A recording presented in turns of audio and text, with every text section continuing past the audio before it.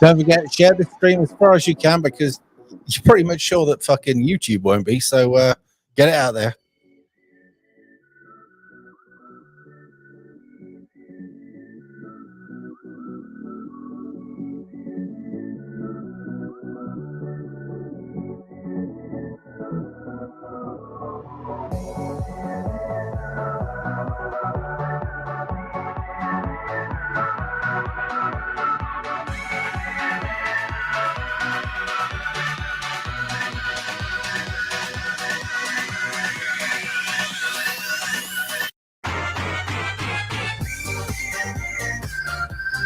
Apparently, if you hit the like button, that helps.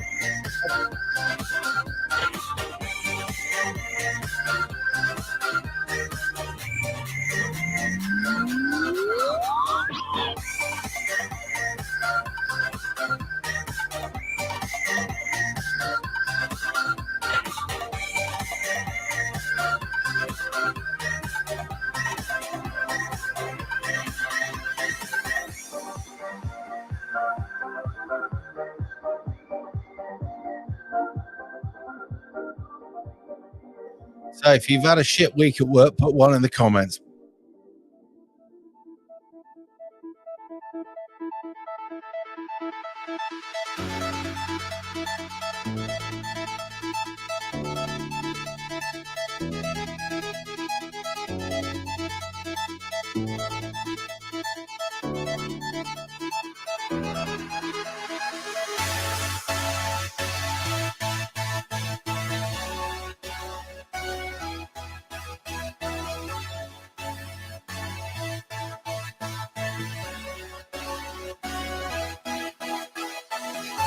If you've not been working this week for obvious reasons, you're off ill, you're signed off permanently, but you've had a crap week, put two in the comments.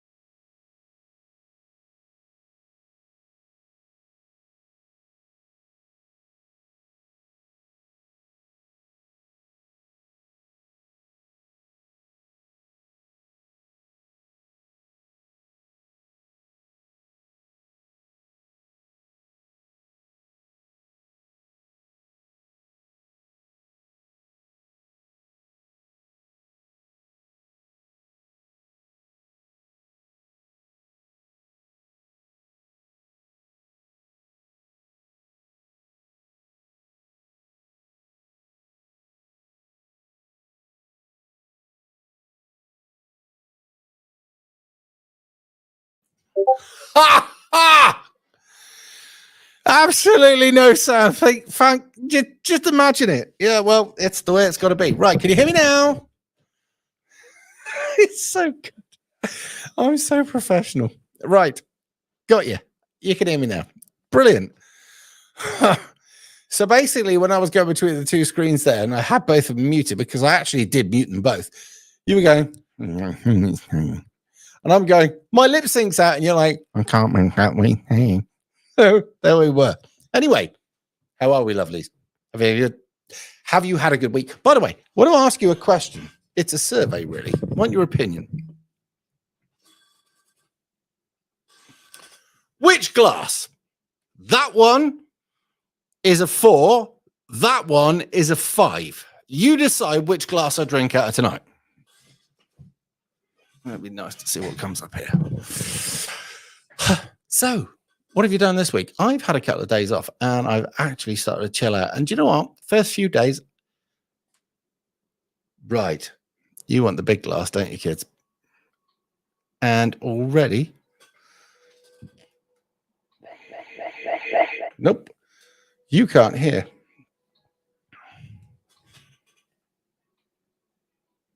Hello. Right, bear with me, mate. There's no chance of hearing you because I'm so shit and unprofessional that for some strange reason, I'm going to have to change things. Stay where you are. Every time we set it up. Right, disconnect. Bear with a minute. All right, that could be the reason.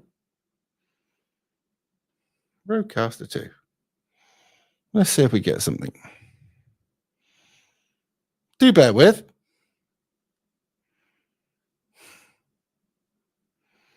Wouldn't be the same, would it, if I didn't fuck up every time I get the opportunity to go live. And for some reason, we had an update and this computer is going absolutely fucking bonkers. And now I actually have to say, I don't know how to set this up. Right, let's try again. Just bear with me for a second. I'm shit but consistent, but it should sort itself out in a minute. Right, can you hear me? Right. Nope, that's not working. For some reason, they can't hear you. And I'm trying to... Right, can you hear him now? Say hello, mate. Hello. There you go. Oh, you're not impressed? Yeah. Ah, get in. Right, go on, then, mate. What do you want to say? Well, the first thing is I would drink out number 4. Great. And so for some reason, this is sounding shite. Right. Tell you what, just deal. I'm going to call you back on your number. Is that right with you? Okay. Yeah, cool. Yeah. Right. 37. So we got to remember. Right. Which one's that one? Right. There has to be something. Bear with. Right. We're going to be here all night otherwise. I'm going to do that. Come out of there. Sometimes when we connect up, this and it just had an update. We did an update this morning, and I said to the others, I said, "What could go wrong?" They went, "You're fucking joking, aren't you?" I went, seriously, what could go wrong?" Here we are. How many people we got watching? We got 471 people watching. An absolute fucking disaster.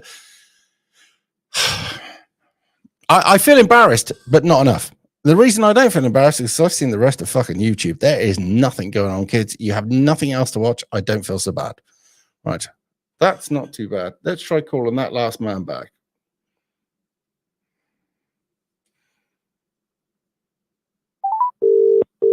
That sounds better. Hello. Hello, buddy. Man of me word. Hello, mate. I tell you what, that sounds much better. How are you? I'm okay, thank you. Right, cool. What do you want to talk about? I want to talk about the enrichment of economic and asylum seekers come to the country, and also the fact that even after, because we all knew it was going to be an asylum seeker that threw the acid. We all knew that, but we didn't know the twist, did we? No, that he's now turned Christian. No, not and that. No, not that. Did you hear the other bit? Yeah, that he was arrested for nonsense or something like that. Oh no, this is much worse. Go on and go for it, because I haven't heard that one. That was his missus he threw the acid over. Oh dear. Yeah. So what was that? Do you know what? Yeah. I don't take rejection well. There you go. Doing as I was told, by the way, kids. So what is that? I don't take rejection well. I mean, I've got to be honest, right? So failed asylum twice, right? We were right on this? Yes, twice. and then for some reason decided to be an offender. We'll put it that way. We got to watch what we say because YouTube at the moment are really doing their best, right? So became an offender, then went to a church and found what would I say? A corrupt minister or whatever you want to call it, right? Who then swore that he was now a reformed Christian. Is that about right? That's about right. But obviously the mainstream got in there with that bit because, I mean, obviously that suits their narrative a little bit better, doesn't it? So now he gets asylum and he can stay, right? So he's afforded frontline health, medical, dental, and all the other things that somebody who's not established in here would have to go and get or sort out for themselves. Is that right? Yes, because my wife's Filipino and the documentation and to do it legally is a nightmare. Costs a lot of money, but she has to do an English test and all that. But when it comes down to these enriching people, it's completely different, isn't it? You know why your missus is treated differently, don't you? Probably because she's a Christian, because most of them are in the Philippines, and probably because I've got money, maybe. No, she's not a soldier. Not lots of money, but I've got enough to do that, you know? Right. No, she's not a soldier going to war. All right. Sorry, mate. There it is. And luckily she's I not. know the crack, mate. You know, like but listen, I'd be happy because at the end of the day, the woman next to you loves you, right? Now, let's go back to old Sheikh Acid, right? So, like many, and there are a lot of white men that can't take rejection, right? A lot of white men that stalk. Because I'm going to play devil's advocate here because I think we need to. Because we'll need to, at times coming ahead of us, be able to play devil's advocate. Because if we don't, the left will beat us and just call us racist, right? Yeah. So the guy comes into the country, lies twice, cheats twice, does whatever he can to come in. So he's a criminal, right? Yeah. But that's not enough, is it? What we need to do is be able to prove there's malice aforethought and evil deeds aplenty, right? So what's the stereotypical MO of a Muslim soldier wishing to create some sort of jihad or something on a non-Muslim? Because we're not going to say it's us, just a non-Muslim. When they attack somebody out of their faith, what do? They stab them in the neck or throw acid on. That seems to be the MO, doesn't it? Yeah, because we never had this acid attack probably 20 years ago. This has all been imported, the acid attacks, haven't they? Right. Can I have a name for you? Because any name, pick a name, right? Or your name. The only reason is just calling you mate, right? Duncan, right. So what percentage would you hazard a guess that we're at now? Percentage wise of Muslim regarding the rest of the people in Great Britain. So you got Hindu, you got Sikh, you got Christian, you got atheist, all the rest of it. What percentage do you think Muslim are at? I reckon about 10 or 12%. Right. And that's our figures, and I'd agree with you there. But the official is somewhere near 8, isn't it? Allegedly. I don't know. I haven't looked at official. I mean, it's probably even more than that. I mean, well, actually, let's ask the comments. Let's ask the comments. Comments. Tell me now what you think the percentage is, right? And we'll have a look through your comments, right? So we've got 4, we've got 6, we've got 85%. Fuck me, you're in the middle of Birmingham, right? Anyway, the point. Don't dox yourself, for fuck's sake. What I'm trying to say here is 1%. Polite, lovely, get on with your neighbor. 2%, fine. Yeah. 4%, we're starting to ask for differences and we're starting to group together. 5%, we're asking for halal food, that kind of stuff. We're asking for prayer areas, that kind of thing, right? And as the percentage goes up, when you get to 12 to 15%, you've got serious disharmony within the country, right? And we agree? Yeah. Right. Yeah. I'm saying that what we're at the moment is 12% here. Illegal immigration, minimum 12%. I would go possibly 15, right? By the way, when it gets to 20%, we are fucked. Would you agree with that? Absolutely, but we're fucked now with the two-tier policing. Yeah, no, right. No. This is a totally different fucked. We'll get on to right now fucked in a second, right? But when we get to 20% fucked, we're in a biblical sense of fucked, right? And I don't think there's a lot of people within Great Britain that have the stomach to repel legally, and I have to keep saying this, legally repel what's coming, right? Everybody over 40 knows the score. Legal. But everybody under 40, nearly everybody, has been indoctrinated at school into the way of how it is now. I would say, I would agree with you that they have been through the meat grinder, but I would say that it's wearing off, which is lucky for us. But unfortunately, you take a load of weak people that were indoctrinated that have now seen the light but are still weak. How do you man them up? Yeah. That is our biggest challenge. How do we man people back up? Because they've been weakened, haven't they? Every one of them. I mean, think about me, right? Use me as an example. I was one of the smallest in the years, easily a bully back in the day. I didn't take that much bullying because old man said, you either go in and put a bat around their head or you put a chair around their head or whatever it is, but there it is. I went, fine. So I did as I was told. He went, well, I didn't expect you to actually do it. I went, you told me to. Oh, right, fine. But there it was. And after that, I didn't really get bullied, but I was tiny, right? When we look at our schooling, it's all about repelling the bullies. When I was a kid, the bully was going to beat you up. These kids, the bully's going to stab you to death. It's an entirely different world, right? Yeah. Now, how do we get our kids back from there? Right. And when I say our kids, black kids, white kids, Chinese kids, Greek kids, Italian kids, Spanish kids, all of the kids that all they want to do is go to school, take the piss out of each other, do all the things that we did as kids to each other, right? Which is all part of growing up, right? But then leave school fairly unharmed and go about their life, right? That's the whole part of school, isn't it? Come in, do your bit, learn what you got to do, leave, right? How do we get all of these kids to come back to us and actually start listening to us? Bearing in mind, we were the ones, they'll see us as the ones that poison their mind. I don't think it's going to come through politics. I think, you see, the last 25 years,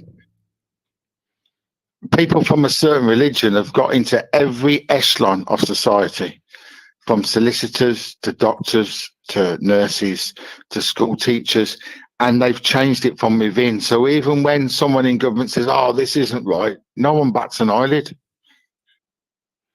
So that's the only way we're going to do it is my son or your son or our children go in to a job where they can make a difference, because we're not going to do it through politics. No, I don't think we are. No, we won't at all, because everybody, the whole of the civil service is corrupt. The police are now corrupt or two-tiered. The judges are now corrupt. Look at Lawrence Fox the other day. Someone calls him a racist, so he said, you're a paedophile. What's the difference? He gets done and the other bloke laughs. It's two-tier, isn't it?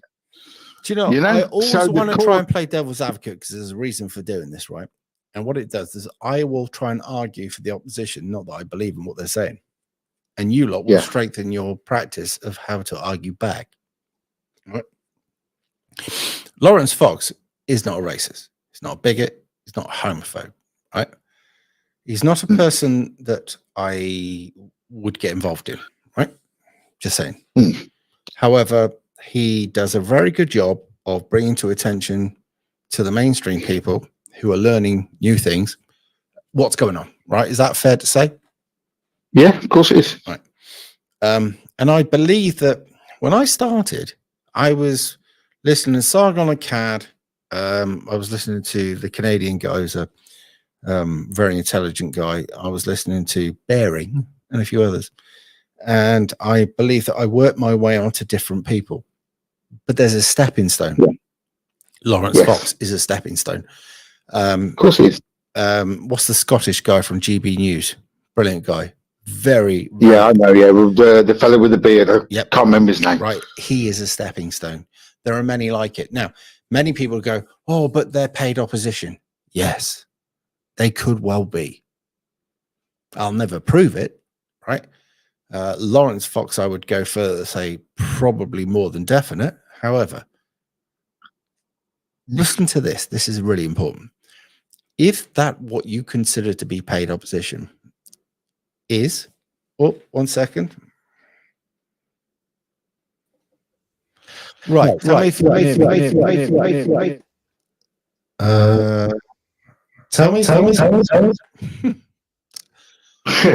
yeah, right. You're still on the call, but I want to know if you can still hear me over there. Right. Tell me if you can hear me in the comments still. What it is the main computer's crashed. All right. 1 minute. Right. If you can still hear me, let me know. And I'm going to. You can. Yeah, right. I can. You can. What it is, right? We've just gotten to the most spicy part and the computer's closed down. And that's, I'm sure, by pure miraculous mistake, isn't it? Anyway, this is why we run two computers, because you might crash one, but you won't crash the other. That's why we do two. And the other one in a second will come on. Right. So we were saying there's always going to be paid opposition. And these people, right, when you become more Puritan, right, which many people, as they go down the road of the truth or whatever it is, they start going, but that person's paid, or that person's paid, or that person's, and they don't like them. And they want to get rid of them. 1 second. I'm just going through the rigmarole of starting this all back up again. And they say, we shouldn't let them speak. And I'm like, are you sure about this? And they went, yeah, if they're paid opposition. I'm like, if they are telling the people around you that you want to be told the truth, then seriously, do you think you want to get rid of them? Yeah, they're people of the opposition. But are they doing your work for you? And they go, yeah. And then you go, you still want to get rid of them? That's really stupid. And that's the truth, right? There's going to be a lot of people out there that are going to be paid opposition. But if they're telling the truth, if they're warning people, right? Echo. Is it echoing? Oh, yeah. No. Might be for them.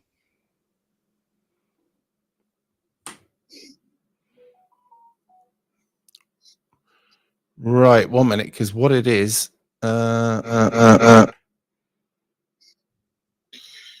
what it is. Can you hear me all right now? Who's that to? Me or the viewers? No, not you. Right. Okay.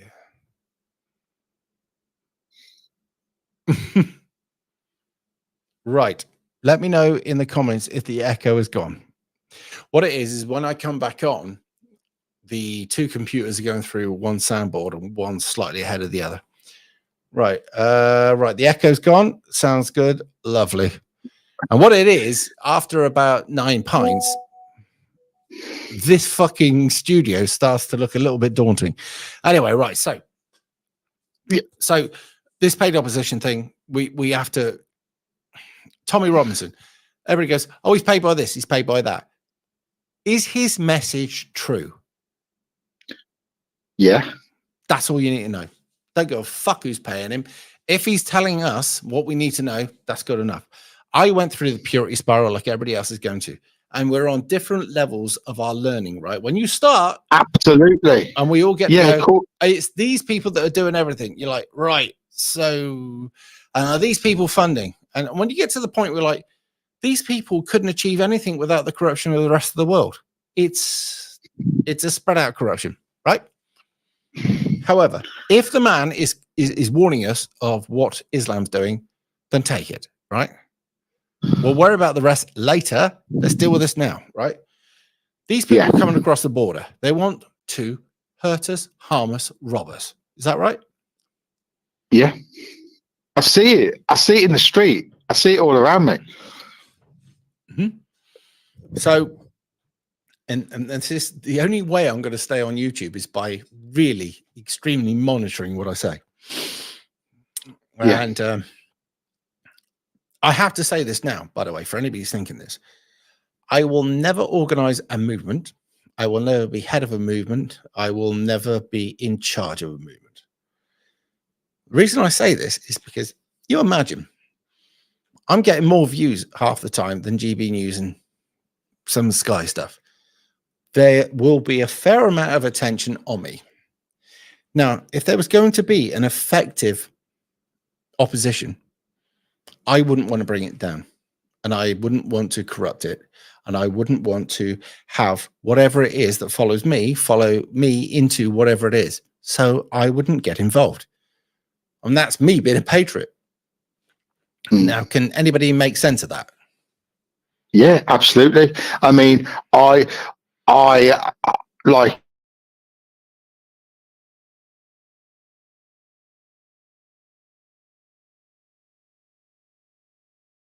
years ago.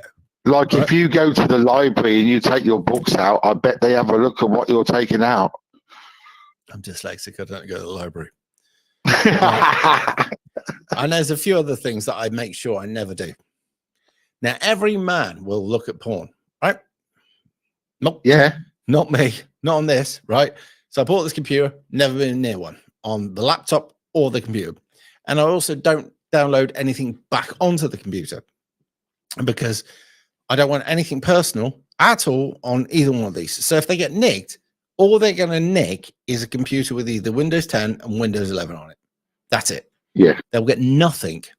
They'll just get a few apps like, what do we got on? We've got DaVinci, we've got OBS, TikTok, which you can't do anything on, and Steam and Discord. That's it. There is nothing on these computers, and I've made sure of it. And then same on my phone. Mind you couldn't download porn on the phone if you try, because it's got an 18 on it. So there is nothing. But I don't go looking. I've heard about the dark web. I wouldn't know how to find it, and I'm not interested in it, right? Yeah. So I make sure that my web search on my Google is never of any interest. And this is probably why I don't get a knock at the door, because they're looking at me like, he's not interacting with anybody.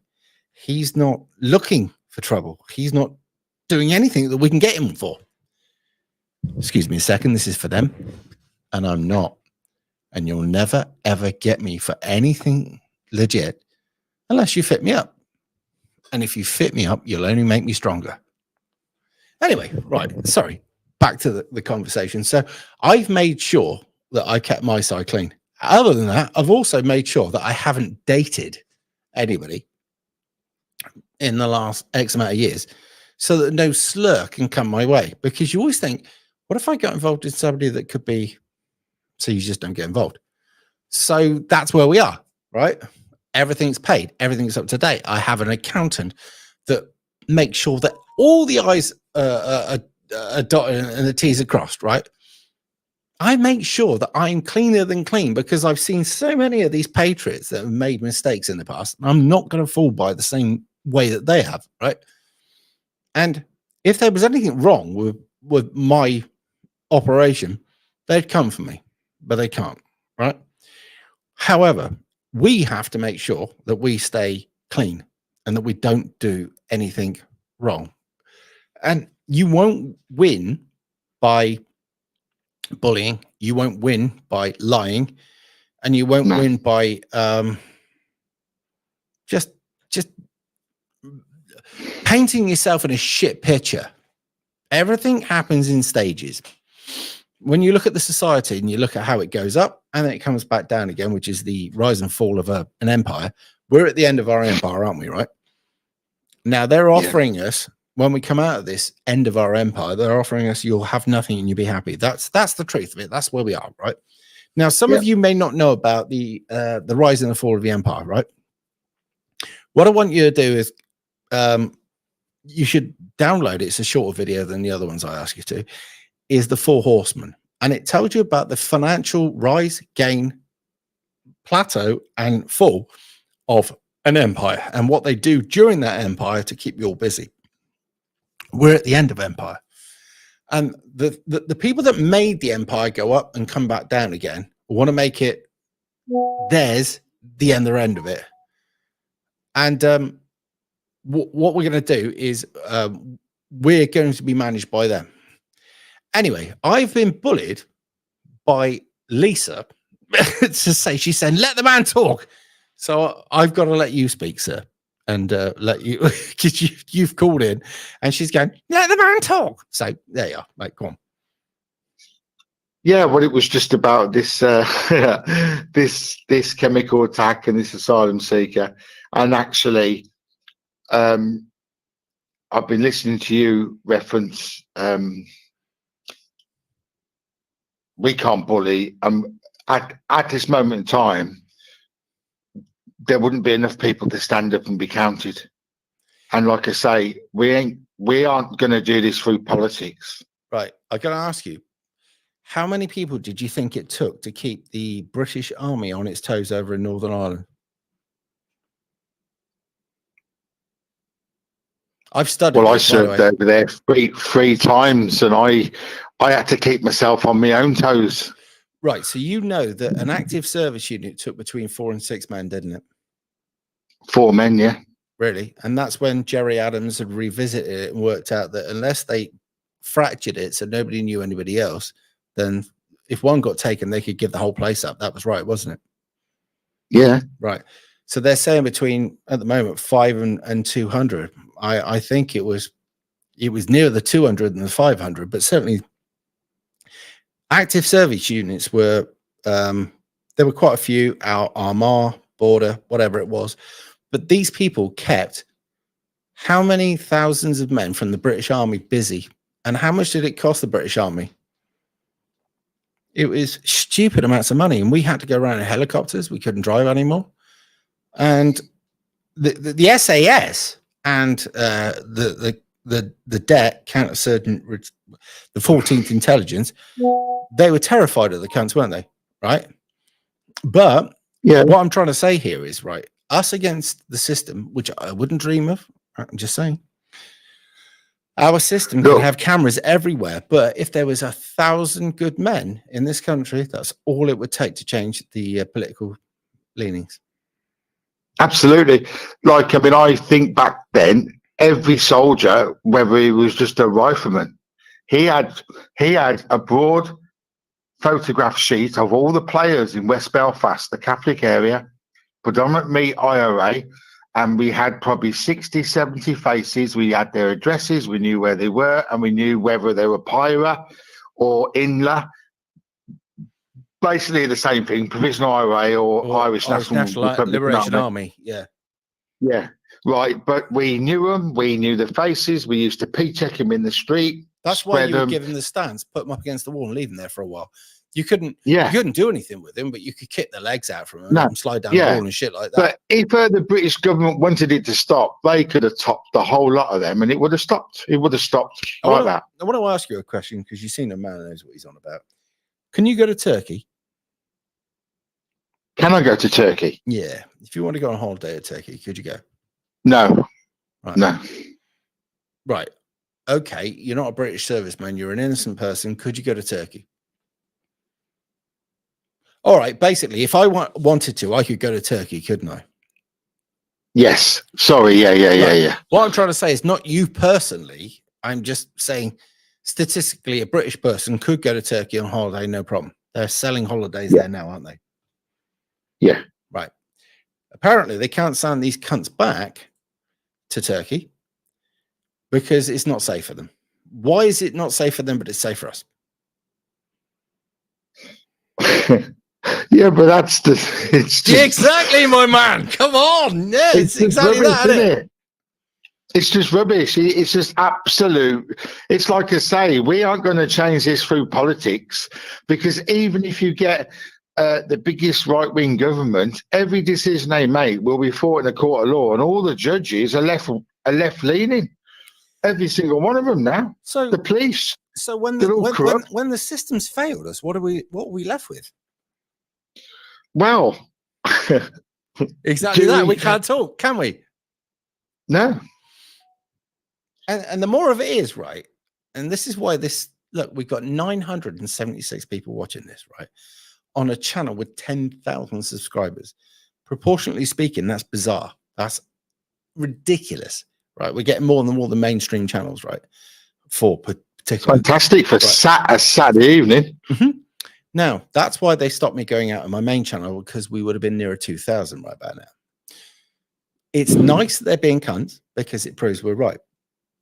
And this is a message for you lot out there. You're going to lose. Might not happen today, but it will happen. And every one of you that sold your soul, you really need to think about your future, because I'm 56 and I've got a house in the Philippines. Another few years and I'm out there. Right. And I don't want you to answer this, and I'm going to say this, right? Because here's the thing. It won't be me. And it won't be people that follow me, because I'll ask them not to. But the people that you fucked over in this country will come and get you. That's how it works, right?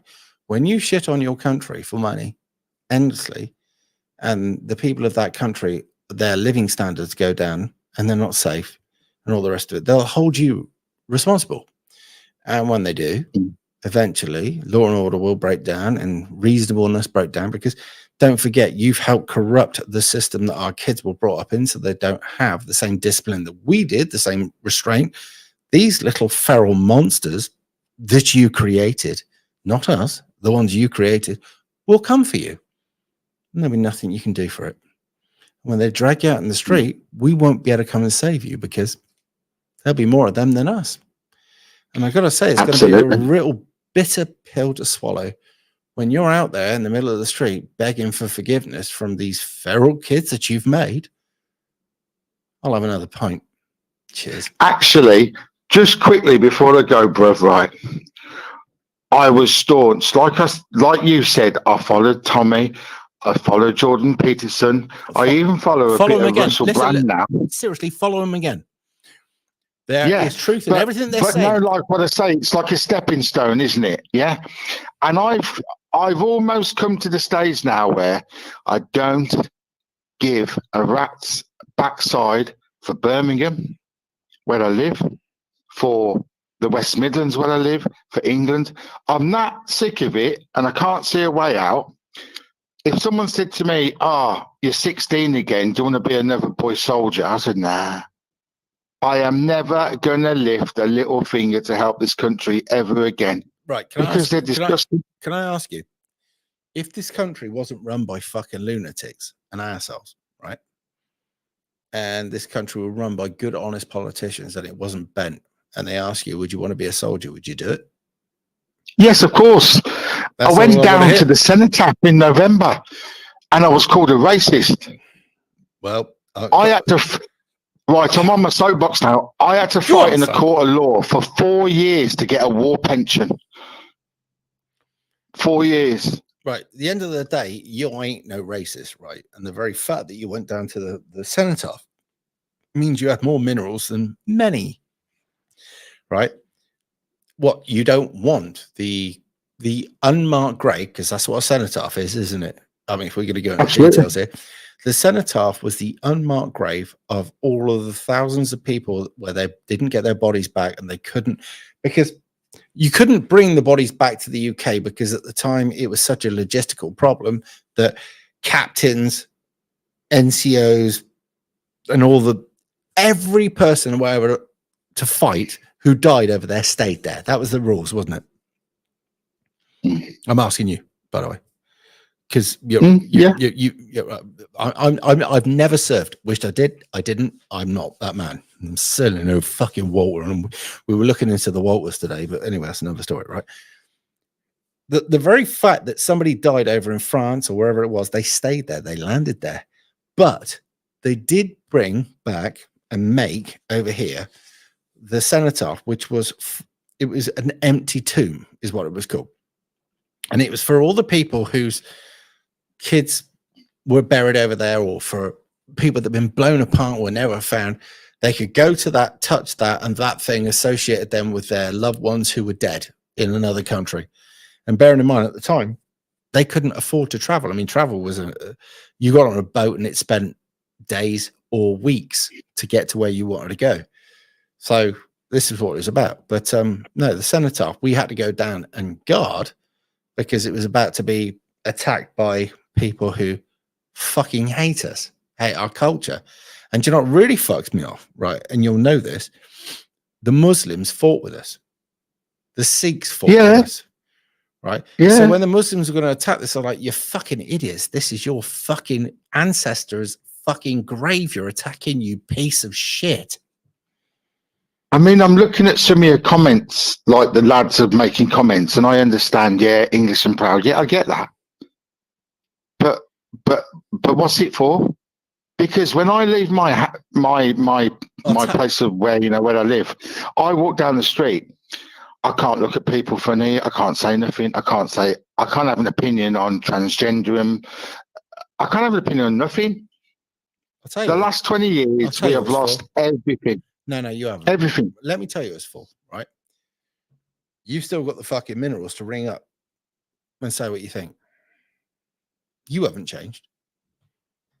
No, I haven't changed, but right. But I have changed in my outlook of the country. I have. I mean, people want to split the United Kingdom up into little silly fucking countries. Excuse my French. Yeah. No, right? I don't agree with that, by the way. But you haven't changed, and many people within this country that you fought for, right, and some of your friends died for, it hasn't changed. You got to understand this, and you lot out there watching this have to understand this. They're trying to tell you things have changed, right? We got a load of invaders here that don't fucking like us, right? We got a load of new rules that are trying to fuck us over, but we're still British. We're still English. We haven't fucking that part haven't gone right. And how many of you lot, right? And I want a one in the comments. See so many people mutter that would like to speak openly. One. Exactly that. And do you know what? When I'll say, yeah. Yeah, loads, hundreds. You're not one of them, right? You come out and say it, right? I don't blame people for being quiet. I don't blame people for being scared. I don't fucking blame them. I made a decision when I started. I was like, fuck it. This will get you killed, but fuck it. At least you're going to die for something, right? And at the time, my life wasn't very good, right? And I had to say that doing this made my life good again, right? So, if I die doing this, it was worth it because it made my life happy for all these years. Makes sense, right? But so many people out there that they're living a quiet and a miserable life because they don't have what I've given myself, and I gave it to me. Nobody else did, right?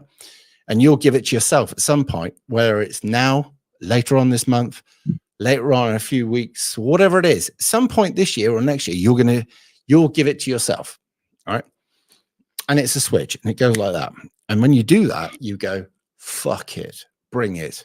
And at that point, it's like, it washes over you. I'm not gonna cower from anybody.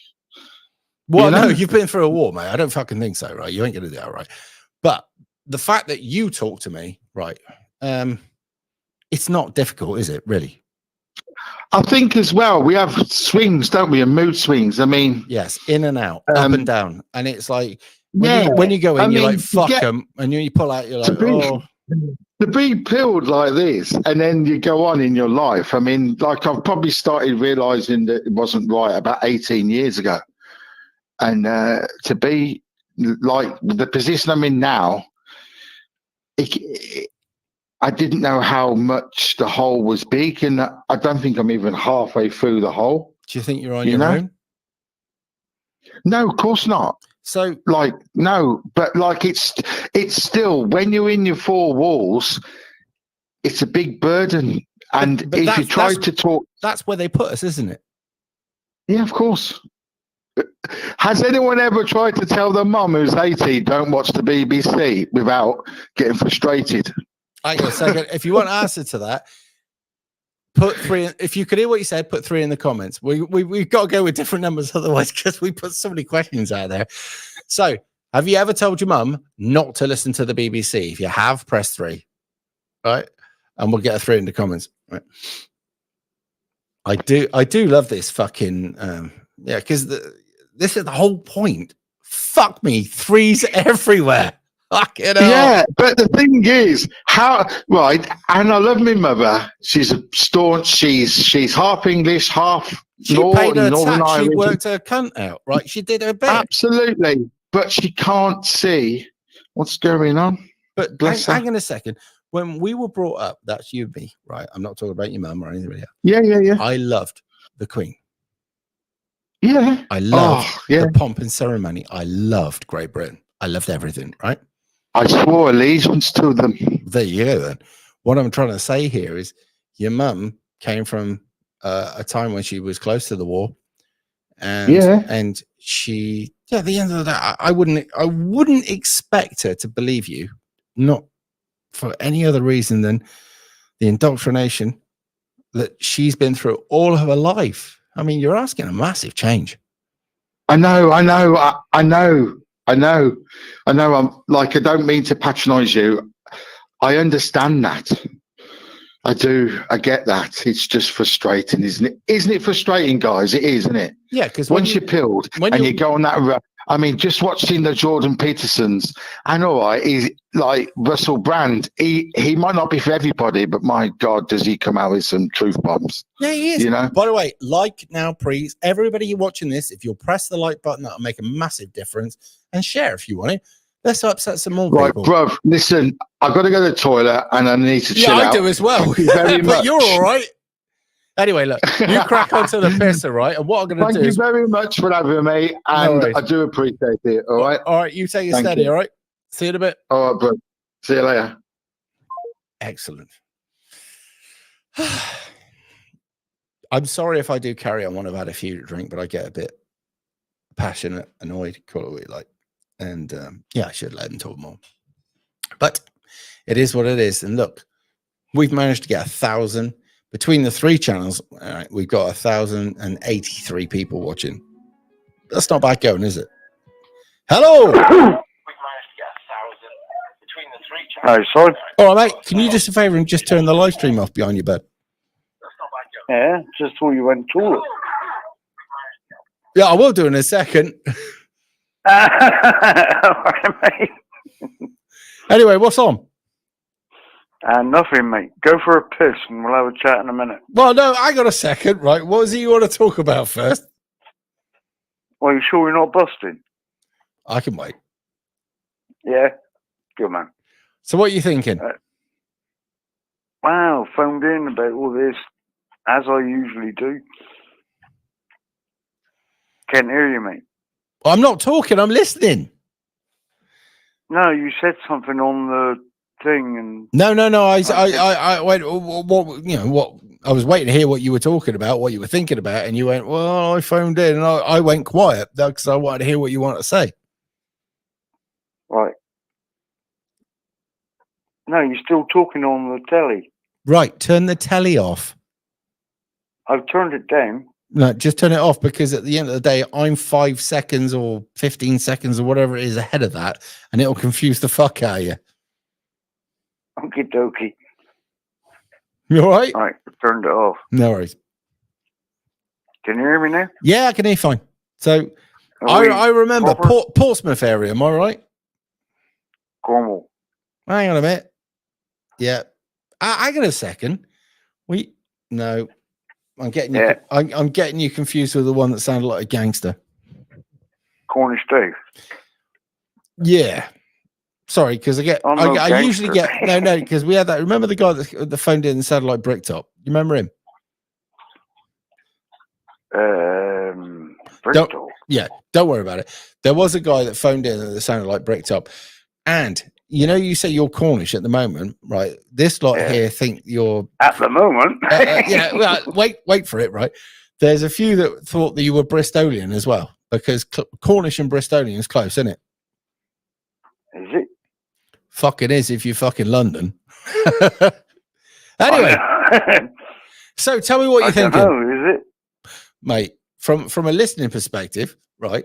Your accent sounds Bristolian to me, right? But you know, there's directly, and I'll get around to it in a minute. That's the difference. Anyway, what were you thinking? Well, I was thinking about all these motherfuckers coming over on floaty boats. Yeah. And I think Cornwall needs to start some kind of defense mechanism on the table. Remember we talked about the fishing thing? Pay the fishermen to know. patrol the channel. Rather Patrol than the channel, them having but to I'm worry talking about like their catches and stuff, if we were to pay them, I don't know, fucking £1,000 a day a vessel, right? To make sure that nothing made it to our coasts and that everything that was trying to come over got landed safely, right? And I mean this safely, and then returned to its port of origin. Of course. Right. That's where it should be. Exactly that, right? We're on the same page here. You know what I'm talking about, and we got to worry about that. Let it right. All right. Every one of them fuckers gets landed and taken back to France, right? Food and water and all the rest of it, right? Well, and, that's fair enough. Right. Isn't it just, right? Now, those Cornish boys would be flat out, wouldn't they? Right? And you give them overtime, wouldn't you? And sooner or later, they'd be able to buy another vessel because of the money they were making, wouldn't they? Yeah. Think about that. There's not a lot of work down there, but we work towards that. I'm telling you fucking now, boy. Right? The amount of money that one vessel would make that goes out and does it, he'd be having another vessel out quite quick, right? And very shortly, the Cornish, what will we call them? The Cornish fishing fleet. Is that legal, though? Well, Can you pick the buggers up and take them back to France? It ain't legal at the moment. What I'm talking about is it must be legal. No, it's not. It's not. No, because they call it piracy, right? At the moment, serious. Well, right? If you pick up the floaters, if you in the channel, if you picked up a floater, and then you take them back to France, right? We had lads that's going illegal. out. Seriously, listen to me, right? We had the lads go out to video them, not do anything else. And they had Nigel Farage on a boat, and they tried to do him for fucking piracy.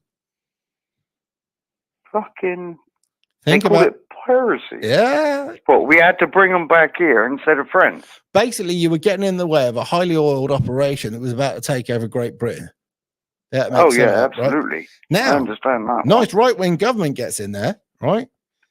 Then all of a sudden, Cornwall and the entire south coast would have a fucking living. But who's gonna do that? Oh, I can't say, because at the moment we haven't got hope, have we?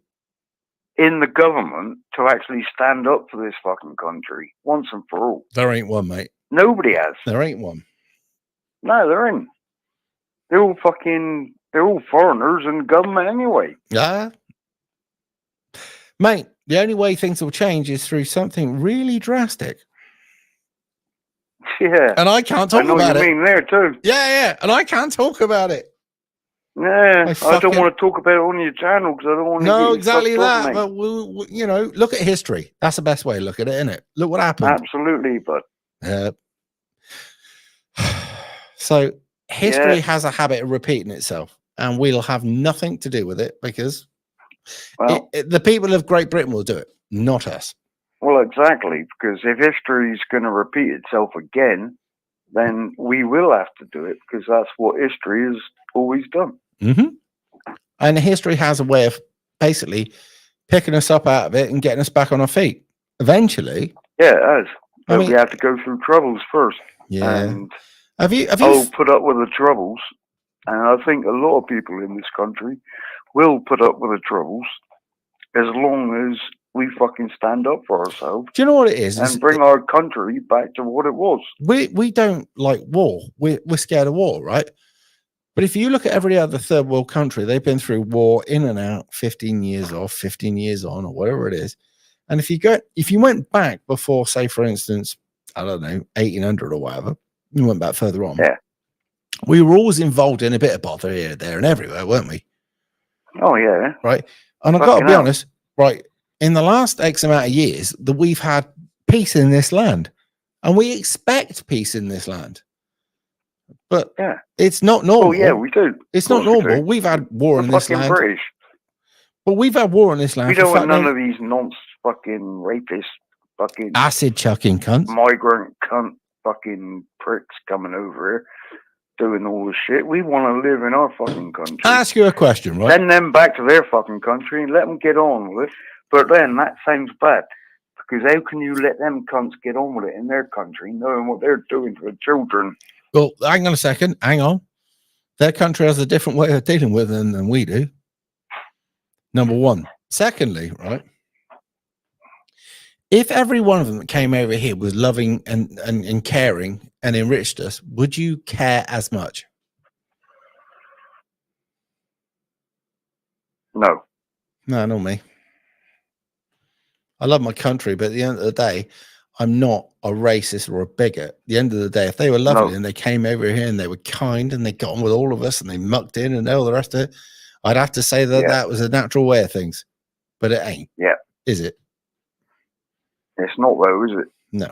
They fucking hate us and that's that. Yeah. Don't like them much neither. Well, I don't like it up me, I'll tell you. Right. But how many people at the moment are boiling in their own piss? And sooner or later they're going to do something that they'll have nothing to do with I or you or whatever, right? Sometime soon, the British, like the rest of them, will start fighting back. And when they do, these cunts will squeal like pigs. Well, yes, they will, because they're outnumbered. But it's unfair, it's racist, they're doing this. Fuck it. If our men and young men are going to rise up against this shit. I mean, I walk through wherever it is. Like right? you said, the last 60, 70 years, they've been made soft. Well, I don't know about you. I'm not a physically hard man, right? I can handle myself. No, neither me, mate. Right? I mean, I can handle myself, but I'm not a hard man. Yeah. And I wouldn't just, I don't get it. Why are you a coward? God never made you that way. What's the fucking matter with you? Right? What do you want to... Exactly. Doesn't matter how big you are, how small you are, whatever. As long as you stand up for your beliefs. That's it. And don't be coward by no fucker. I mean, what, you want to get down on your knees for somebody that fucking hates you? What's the matter with you? I can't fucking work it out. It's crazy. Boiling me piss, mate. I'll go for your piss, man. Well, I'm boiling the cunt at the moment. Surely. Boiled fucking bladder. That ain't good, mate. No, it is what it is. What I'm going to do is I'm going to go for a... I would usually get my my mate in to do the break, but I know he was drinking since about 9 o'clock this morning, so we won't do that. So I'm going to give it a commercial break, right, for 2 seconds, go for a piss, right? And you can all go get yourselves a coffee or a tea or whatever it is, or a beer, right? And I'll be back in a minute. So I will say goodbye to you, mate, and I'll see you in a bit shortly, all right? All right, then. We're not going to drop the phone. I'll go grab a beer and we'll have another chat. Right, okay. We'll stay where you are. I will drop the fader on the phone and I'll put the stupid music on for 2 seconds, all right? Right, let's work out where the stupid music is. Sure. No, I can't find it. That'll do.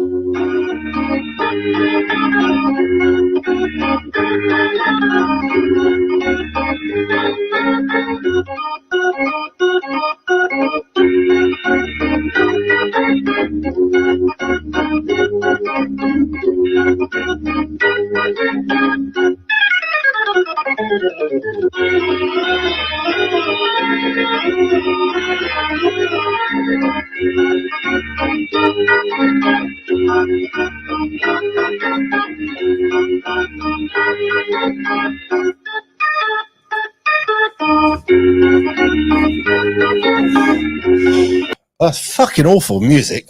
Anyway, right. That's fucking shit music. Honestly, it's awful. Anyway, how are you? Yeah, not so bad. Do you know, we lost ourselves a fucking 100 people watching. That's how bad that music was. Anyway. Well, it could have been me. No, it's the music. Anyway, right. So, right. Let's take some the ear torture. Thanks, Rev. Yes, I'm here all day. Right. So, should we take some questions from the comments? Right. Far too fast to shake that for a wash. Trust me, I didn't have to piss that long. A good man learns how to take on board fucking 9 pints.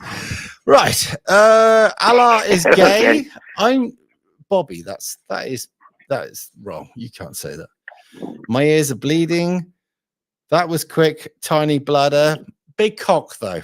Cheers. By the way, if you want references, I've got plenty of numbers. Who the fuck was that? Yeah, that's Ragnar. Ragnar has his own channel. We have Gate Crash Ragnar's, by the way, and you should go over there because it's slightly more spicy. Well, we got Sarge in the comments. That music will stick with me in the enforcer's head for a week. I'm very sorry. By the way, this man, where is he? I'll find him. That man there is a loyal and honest communist. Just kidding. He's my mate, and he's in Discord, and you can talk to him. Because if you're a cunt with a bit of a weak side about you, he will knock you back into shape. Sergeant Savage. There you are. Black Pigeon Pill. Rev, have you shifted your views on Dankula Sargon since 2019? Right. Black Pidge. I'd like some more input on that as to what you mean. Just so I know. Anyway. Right. You, Mr. Caller. I take it you went for a piss as well, did you? Yeah. Everything all right? Right, let's get yeah, no blood in it. fucking excellent. I made up. Nowadays, that's a fucking bonus at our age, isn't it? No, not pissing any blood. That's another fucking day left on the planet. Cheers. So, gotta laugh. Tell us about the immigration down in Cornwall because I know it's happening. Yeah, I don't know anything about it. I'm going to look it up. You lucky cunt. I'm telling you now. You know places like Red Roof and I places live like in that. a little village called Mullion. Not been there. And but Red Roof is I've only seen a couple of packies down there. I can't believe you said that. Anyway, Red Roof, right. This is a live show. You never know what you're going to get. Anyway, me old China, I'm going to get on to the next caller. Right, call back in a bit. Yep, definitely. All right, cracker. All right, lovely. See you in a bit. See you. Bless him. He's an absolute fucking legend. Right, if you want to call in, call in. We did have some... Oh, there we are. We did have some stories to get through, but it's not going to happen. Hello, caller. Hello, mate. How you doing? Not too bad. Do you know who that sounds like? Sorry, go on. You sound similar to somebody I know. Anyway, carry on. Civil Defence UK. No, but carry on. I'm in your chat all the time, mate. You actually sounded like somebody's channel I actually got on. He's got a similar accent to you. That's all. I've got a channel, but I'm not going to disclose it. You should. If you want to make it bigger, disclose it. No, definitely shouldn't. Okay. I'm a bit too right wing, right? Okay, so I definitely won't be disclosing anything. Okay. Anyway, so I gotta say, before we go any further, as long as we agree to abide by the rules of YouTube, that's all that matters. Yes. Cool. Yes. Yeah, definitely. that's fine. No, I want to hear what you got to say. All right. I haven't got much to say really. Okay. All it is been over in Rochdale today. Right. It's PAG UK were doing a demonstration. Mm-hmm. And I pulled that, right, okay, because grooming gangs against, kids. Yep. And I'm disgusted, all right, okay, this little freak who's running around our country at the moment, acids, all right, okay, somebody else, all right, okay, who probably shouldn't be in our country anyway, all right, okay, but it's a female, all right, okay, and children, and that's absolutely fucking disgusting. Absolutely disgusting. And I'm really annoyed because the police still haven't caught him. Yeah. And yet... And do you know what? If he was doing something like misgendering somebody or bullying somebody about their alleged whatever it is, he'd be fitted up. Yeah. Yeah. The thing that annoys me, all right, okay, because, Saturday night, all right, okay, you could be doing the stream like you're doing now. right, okay, you could say a wrong word, right, okay, you get a tap on the door from the old Bill. Excuse me, you know, you've sort of like done something which you probably didn't do anyway, right, okay, but you've misgendered somebody or give somebody's pronouns in the wrong way, right, okay, so we need to speak to you. Did you hear about what they did with some of the victims from Rotherham? Yes, I did, yeah. Do you want to tell? I work very closely. Can you give some stories? I can't give stories, right? Okay, but my daughter's the Oldham one, right? Okay, which is the first case, right? Okay, which they discovered in Oldham. So Right.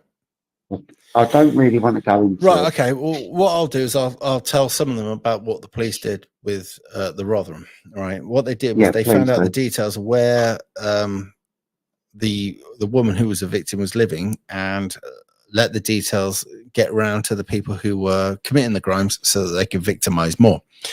The Labour Council decided to unanimously get a petition together to vote against an investigation into the grooming gangs in Rotherham. Yeah. And you have to ask yourself, why? Yeah. Nothing else, just why? What would be gained from that? Why would you want to stop justice being served? Why would you be so against the truth coming out? That's all. Well, simple questions. I don't want to name my daughter, right? Okay, because she's been unnamed in the press at the moment. Right, okay, but her and my ex-wife, right? Okay, had to move from Oldham, right? Okay, to way down south. I can't tell you the address. Sorry, by the way, that was Telford I was talking about, but Telford, Rotherham, it's the same thing. It's the same story in both. It's probably the same story anywhere in the northwest. But anyway, so mother and daughter had to move down south, right, okay, under the guidance of the police, and the police refused for 3 years to prosecute four people, right, okay, who was involved with my daughter, and is only now. Yeah, it's a bit of a cut and kick in the teeth for me, but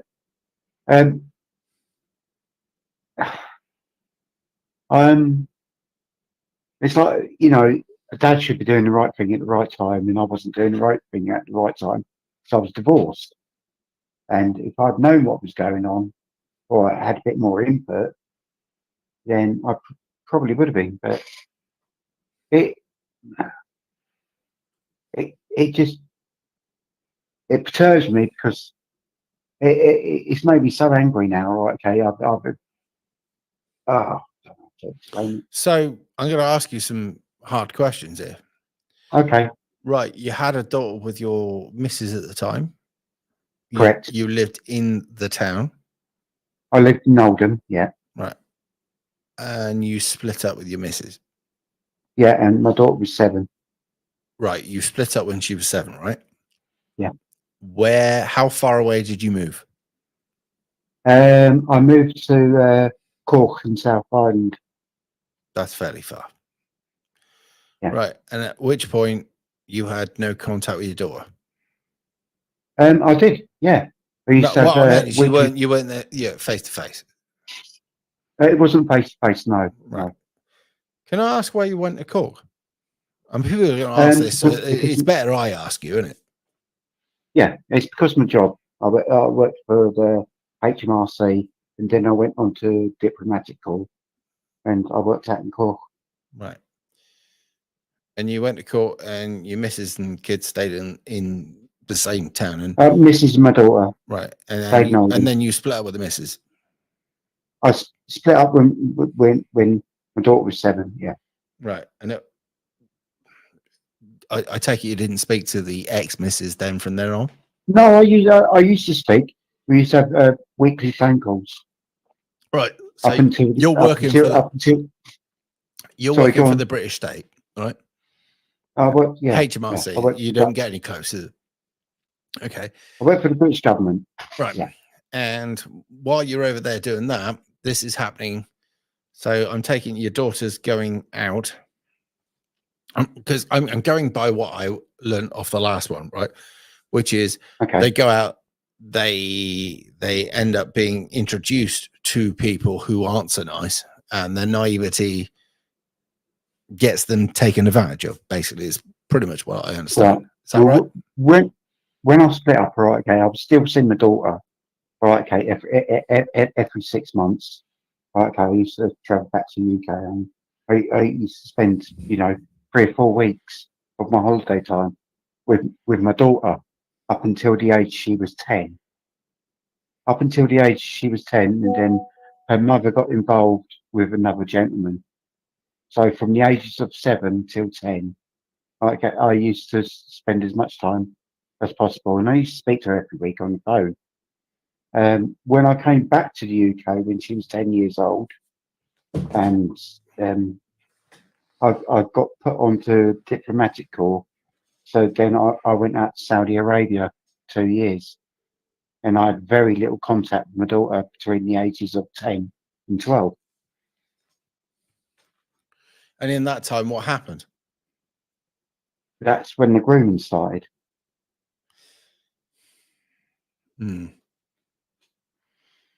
I mean, My daughter between the ages of 11 and 12 was very rebellious towards her mother. And she used to say, "You can't tell me what to do." Right. And she was very anti towards her mother. What changed in that time between her mother meeting somebody and her being anti towards her mother, I don't know, because I've never been told this. Never been told it. so at what point did you realize there was something going wrong? Probably when my daughter was about between 12 and 13. Right. And so When I how got a long phone had you call been out from in them. Saudi at this point? I've been there for 16 months. 16 months. Right. And And I got a phone call from my mother and said, "You really need to speak to your daughter because she's getting out of hand." right. And at what point did you come home? I came home, okay, approximately about 2.5 weeks later, Right. after having that phone call. I got to spend, 4 days with my daughter, and her old mannerism had changed completely because she used to be a daddy's girl when she was little, Right. but her old mannerism had changed. And when I said to her, "Okay, you need to listen to your mum," right, it was like, it was almost like speaking to the bloody Antichrist. It's like, F this, F that. Okay, you can't tell me you're not in my life anymore. So I didn't know. I didn't know what. And then when I spoke to her mum, right, okay, she had found weed in her bedroom. That's not the worst thing in the world, is it? Even for a young'un. Because It's not the worst thing in the world, but trouble is then that leads to something else, Simon. yes. Yeah, I mean, it's a start. If it was just that and that was all she was doing, it wouldn't be the worst thing in the world. It's not great, but it's not the worst, is it? But not at that age. What age? She was under 13 years old. This is the problem with living in a city as a kid these days. I mean, you come on leaps Yeah. and bounds. Well, we were growing up in the countryside. Yeah, but it's like when I went, oh, mate, once I got around Oldham, right, okay, she said, "No, I don't want to go there. I don't want to go here. I don't want to see those people. I don't want to speak to them." And I'm thinking, bloody hell, what's going on here? Right, okay, my daughter, I didn't get it myself. I didn't get it. So at what point did you find out that she'd been abused? When she was 13 years, 3 months. And what happened? What brought that about? Oh, she was screaming down the phone at me. Absolutely screaming down the phone at me. I had to get a flight. Right, okay, right. I couldn't get a flight 24 hours. When Right, you okay, say it took she me was screaming down 36 the phone hours. at you, what had caused that screaming? She told me somebody made her bleed. Right. That's what she told me on the phone. Somebody. Somebody. She didn't explain who, what, when, where. Okay. she wouldn't tell me names or anything like that. So you're now in Saudi when you were hearing Yeah. this, and she said that this has happened. Yeah. She couldn't speak to her mum about it. Don't want to speak to her mum. She was very anti her mum anyway. Right, I get this. So the first thing on your mind is you're in the middle of Saudi, you've got obligations and everything right over there. You've just dropped everything you've got on a plane, I assume. Yes. And got back. What were you greeted with? I was greeted with hostility from the ex-wife saying, you know, why are you in the bit? Yeah. All right, okay. And the ex-wife's, well, her new partner, right, okay, who wanted to play daddy, who thought he knew everything. And it was like, you know, well, explain to me what's going on. You know, tell me what's going on. And unfortunately, I didn't get any headway with my ex-wife. So, you know, I concentrated on my daughter. That's the reason why I was there. And she explained to me, all right, okay, she had been to a party. All right, okay, she'd been supplied drugs. All right, okay, she'd been taken to some other house. And a guy had had sex with her. We can't go into too much details about that. I can't because it's a live case at the moment. YouTube, your daughter is. We can't give her details away, right? So I know. All we can say, right, is I'm going to say from now on, terrible shit happened, and we'll use that as the term. All right? Yeah. Right. Okay. We can use that terminology. Right. So terrible shit happened from how long until when did it stop? 13, okay, up until the age of 14 years, 4 months. So that was a year and how long? A year and 6 months in total. Right. At any point, did you approach people who you thought to be the perpetrator? Yeah, I smashed the fucking living daylights out of them. Yeah, so you approached them, right? Remember the terms of service, right? Yeah. So you approached them and you adjusted one person's point of view, right? I adjusted their point of view, right. Bear with me. Bear with me. Okay. So, was there any reprisals for that to you? Yes, there was. Yeah. What happened? They burnt down the house the mother lived in. Burnt down the house the mother lived in. Right. Was that a particular? Was that a gang or a sect or a particular group or representation of an element? So I was back in the UAE, so I wasn't sure. Right, I wasn't there. Did you get the ear? Did anybody tell you what they thought? Yes, I did. Yes, yeah, it was a gang. Right, and was that the gang that you were about to expose? It was a gang was already exposed, right, but don't go any further. Right. So it was a gang that might have something to do with something at the moment, right? So we can't go any further with that, right? Yes, so I know. You've come back, found out what was going on, had a quite adjustable word with one of them, right? And because of the information, with more than one. Well done. Yeah. Yes, well done.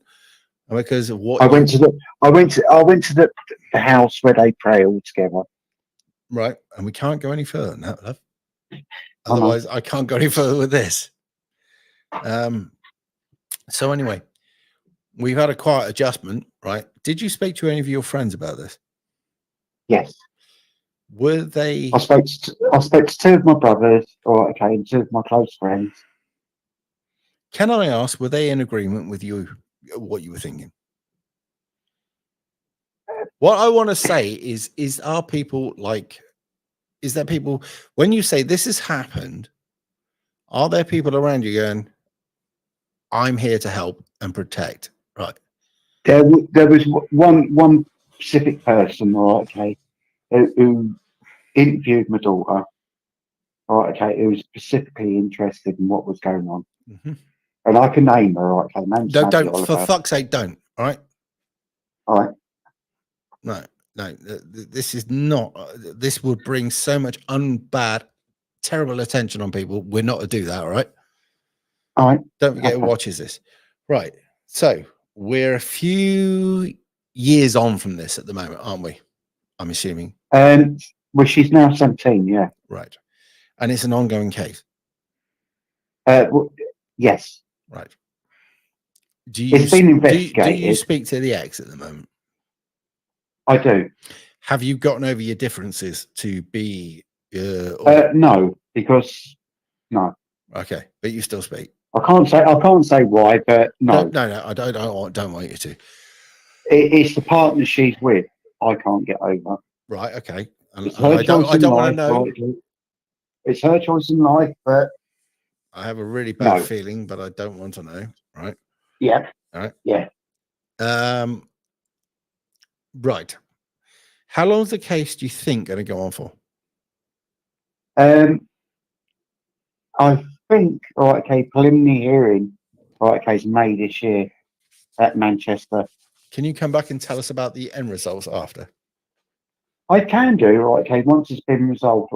And I have to make sure that you do not tell me anything. So bear in mind, I don't know who you are, right? And I don't, do I? Yeah, right. I don't know where you live, and I don't know who this person is you're talking about, or the people who are alleged to be a part of this crime. Like I said, I can't name her. And I don't want you to. I have to be very clear about this. I know. For you to get a result, you can't tell me any details. But don't forget, there's people watching this. There's people watching this going, "This is fucking." All I can tell you is, there's a local YouTuber who's I know. Look, right, stop. No, stop. That will interfere. I don't. All right. Okay. Seriously, I don't want to do anything that could harm this. Wait until it's over and done with, and then we'll go through it. All right. All right. Anyway, I can't imagine. That's it. Sorry, I felt, no. Like I said, all right. I should. It's hard for me, mate. All right. Because when you get divorced, you walk away expecting the mother to do the best for the daughter, and the mother didn't do the best for the daughter. That's all I can say. But we can't ever say that our morals are the same as the person next to us. And when we fall in love with my moral someone, compass isn't fucked up, all right. Okay. No, but when we fall in love with somebody, we fall in love with something in front of us. We don't analyze their moral compass when we fall in love with them. No, I understand that. So, but when your moral compass changes in life, you need to start questioning yourself. Well, I can't honestly compromise. Well, not compromise. I can't talk about them. And I'd like to be able to point the finger and say this, and this, but I can't because I've got no facts. But people, they do change, and they change for the worse. Oh, I know. I don't. Like I said, all right, okay, come out and wash in May, and then I'll ring you back and we can have a proper chat about it. Once it's done, I want to hear the rest. But yeah, I know. There's 13 of them involved, right? And we'll have a chat after that. What age are you? Me, I'm 55. So I'm 49 this year, right? It's not much in it, is it? Yeah. Right.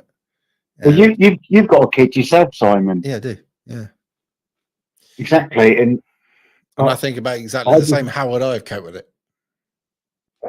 Oh, mate. I'm trying to work out how I would have coped growing up in a city like that with that level of Islam, because I don't get on with Islam. I get on with the people who are within Islam. I like them, but I just don't like Islam. Yeah, well, I don't particularly like her partner. That tells me all I need to know. Yeah, exactly. I can't say anything. Just stop there. Yeah. Stop there. Anyway, let me know later on down the road how this goes, all right? Sorry, I'm choked up, but yeah, absolutely will do, mate. All right. Absolutely will do. And like I said, there's another guy, all right, okay, and he sat down and spoke to my daughter one-on-one. But you cannot, no, seriously, I don't want you to say no, I'm not doing anything. I'm not saying anything. Right, okay, he's a local, all I can say is a local lad, right, okay. He sat down one-on-one with my daughter, right, okay, and then when he sent me the video afterwards, mate, fuck it, I cried for about a week. I cried for about a week. That's all I can say, Simon. I can't do anything for you, mate. I'm sorry. I'd like to. I But know. It's a cross I've got to bear, so I'll just get on with it. Get on with it. Onwards and upwards. yeah, I can't I offer mean, you. I can't offer you any advice because no, I haven't been no, there. no. So I just haven't been there. All I can say is that No. I'm in the UK at the moment. I'm here for another 4 days before I've got to fly back to the UAE. Right, and all I can do is just sit and listen. That's all I can do. mhm. Sit and listen to my daughter. She Well, told me everything, absolutely everything, and she used to hide things from me all the time, let us know how it just goes. not upset me. I'm going to get on from this, and I'll speak to you soon. All right, mate. All right, kiddo. Right. Somebody was asking me the Sikhs and the Hindus, why are they quiet? Their kids are being raped, but they don't want to be looked to be driving racial tensions.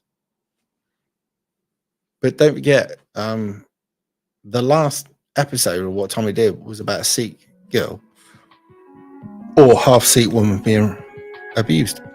Hello. Driving racial. Hello. Right, Is this the rep? apparently, can you turn the live stream off behind you, mate? Yeah, I've just done it. Right, cool. Yeah, it's me. Hello, I spoke to you before, I think at Christmas time. Okay. Yeah. Lately, every time I hear, I don't know if it's normal, but every time I hear a middle class person talk, I just want to rip their head off. Why do you think that Is that normal? What do you think that is? Because I just see them all as commies. Because of all this crap that they're pushing down your necks, and every time you go on YouTube or I don't know. You know when you think they're Watch commies? on the news. Do you think they're actually commies or just useless cunts that are so fucking clueless they haven't got a fucking clue about what they've been sold? A bit of both, I think. Do you truly think that if they knew about communism and its true ilks, that they'd be into it? I mean, truly. That's like a cat asking for fucking being neutered without permission. That is like a black man asking to be like sold into slavery. Nobody in their right mind would go into communism if they knew the truth. So I have to say, I know you hate the cunts, right? These are feckless idiots. I know, but the thing is, see, I'm not on the left and I'm not on the right. I've never had any political views, I said before, until the last 3. Literally, I was like, don't hurt me, I won't hurt you. That's where I was. So, where are you now? Oh, I'm more leaning towards the right. I've had to pick a side. Don't pick a side. And don't ever betray yourself, all right? Do not pick a side. Just stick to what you believe is true. That's it. Well, no, one of my friends said I would have to. Listen. Right? Most of the people watching this aren't far right. They've been painted as far right, but all they are is maybe at worst conservative. Right? Go back. How old are you? I'm 45 this year. So go back to, if you remember back to the late 80s, right? Yeah. We were young, but the politics that swayed us back in the day, we'd have been called at worst conservative, otherwise possibly liberal. All right, that's where we are. Right? Don't ever think you're far right or that we're all of these things. We're not. We haven't changed. The system was changed underneath us and swept away from us. Right? See, I grew up in Cornwall in the 80s in a little village called St. Kevin, but we didn't hear much about politics because I was on the farm. But it didn't so I was a bit ignorant until I got older. No, you know what? Ignorant. It's fuck politics. Politics is bad. And you grew up at a time where you enjoyed the sun, you enjoyed the country, you enjoyed everything, right? I grew up in Weston-super-Mare. We enjoyed the seafront. I rode horses into the sea. I drove horse and carts. I did the donkeys. Right between that, I drove cars. I enjoyed myself. I had a fucking wonderful life. Why should I be interested in that politics? That was our fault. But why should I be? We were told not to be. It's not your business. You have no reason to be in politics. That's for the intelligent people. You are the worker. That's how we were taught. Yeah. So, and it was when all this came about lately, I was like, so we should have been involved? They were like, yeah, you should. Yeah. So during the 90s and the 90s and the early 2000s, we were busy serving ourselves when these commie cunts were going forward. So well, I've got family members I can't really want to talk about. My sisters, relate to my sister, if you know what I mean. Her kids. Right, well, don't talk about them then. Yeah, all I'm going to say is they push their views on me because they come across right. The kids that way, or if you the know sisters? What I mean. Hey, which one, the kids or the sisters, push their views on you? The kids. No, I've only got one sister. It's her kids. That's what I was trying to say. I just didn't want to. So is your sister nieces. younger? How? I was going to say, is your sister younger and the kids, I assume, are quite young? Yeah, there's 18 months between me and my sister. Me and my sister are basically the same. How old are the kids? Her kids are like from 20 downwards. Right, okay. So they're fairly well converted, aren't they? Yeah. So do they believe in the entire green agenda? 2 of them do, and all this, what do you call it, this gender stuff, and 2 of them are not sure. So, right. So the ones that started lecturing you, are they the most outwardly spoken? The oldest ones, yeah. So what do they tell you? Well, they label me with being cis or whatever it's cis, where I can't understand it or not. Yeah. I don't understand it, and I have an argument with them and say, "Don't call me that. I don't like being labelled that, but you are." And then they get upset with me. Then they call me racist because I don't. Okay. I don't like Islam, but I've got friends who's Muslim, if you know what I mean, Kurdish. They've been told not to differentiate between the difference. All right. If you don't, yeah, like but I Islam, get called racist. Do you know what I mean? The thing is, if you don't like Islam, you're a racist. Now, yeah. The thing is, when you take your time to think back about this, how many different colors are there within Islam? Well, I think every creed's got it, hasn't it? Every race and creed. Many colors are from within Islam, right? Many countries are from within Islam.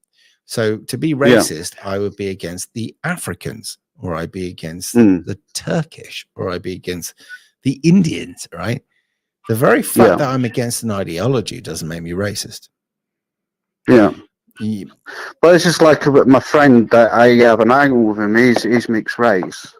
I grew up with him. But you can argue with him, can't you? Yeah, but his attitude's kind of changed. He was more like me at one point, but now, since the last 3 years with BLM and stuff, his attitude's changed towards stuff. So what I say to him, because he goes on about the empire and that, I said, well, we ain't got an empire no more. Yeah, but what about the empire? And I know, he just says how bad it is and we owe reparations and that. So I said to him, why don't you get your mum to go back to Nigeria, where she's from? Don't say that. And no, I don't mean it like that. I'm putting for reparations from all them Islamic countries, because they're all descended from Europe. Arabs, aren't they? Well, you could always mention to him about, right, here's the thought, right? Why don't you mention about the British being the last of the slave trade and the first to leave? Oh, I've already tried that one. What, did you mention about the time that we gave up 40, I think it's 42 to 47% of our GDP in 1 year to buy the slaves' freedom? We were the only people to do this, by the way, that I know of, right? And we did this, and it put us in debt until recently, right? That debt we were paying off for 100 some odd years, right? So you have paid towards the reparation and the freedom of slaves, you personally, right? You might want to point this out to your friends. Because my view is, why don't they go to the Arab countries and get reparations off them then for stealing the I wouldn't try and argue down that, right? That's silly. Why don't you tell them about the Barbary trade? Or you could always say Barbary trade. Yeah. have a look into that one. That's an interesting one. Right? Why don't And you, not the one where they took so many British and Europeans as slaves and stuff. yeah, a little bit. Why don't you go and mention about the fact that slavery is happening all around the world at the moment, but just not in our countries? I tried that one, but they just argue with you, or they So get a bit mouthy with you. When you say to them, right, so we were the last of the party, first to leave, but all the people who we allegedly enslaved freedom, right? And all of the people that we bought off black slave owners. What is your problem? If they don't have an answer to that, then all they want to do is have a pop at you, for what you belong to, right? Which is colonial British, right? You can't help people like that. No. There's no helping them. No, but they all seem to be brainwashed, don't they? And he's not the friend that I grew up with, if you know what I mean. But he could change back. Don't isolate him, for fuck's sake, please don't. Because at the end of the day, I'd never do that. He's like a brother to me. But he's been used, he's been abused, right? Stay by him, right? At the end of the day, they will take and they will use anybody they like, right? Just stay by, just be his mate, right? You're gonna have to put up with a few licks here, mate, right? You're gonna have to put up with it a bit, and at some point he will change, right? Anyway, just a quick one. If you think what I'm talking in the comments is total shit, put 2. If you think what I'm saying, even though I'm completely mangled, is right, put 3. That'd be great. Cheers. So the only reason I'm asking this is because it's a good measurement of when you should go to fucking sleep, Si. But I truly believe, because I've lost friends. I haven't totally lost them, but there was one the other day. Right, so 3, I'm talking total shit. Or was it 4?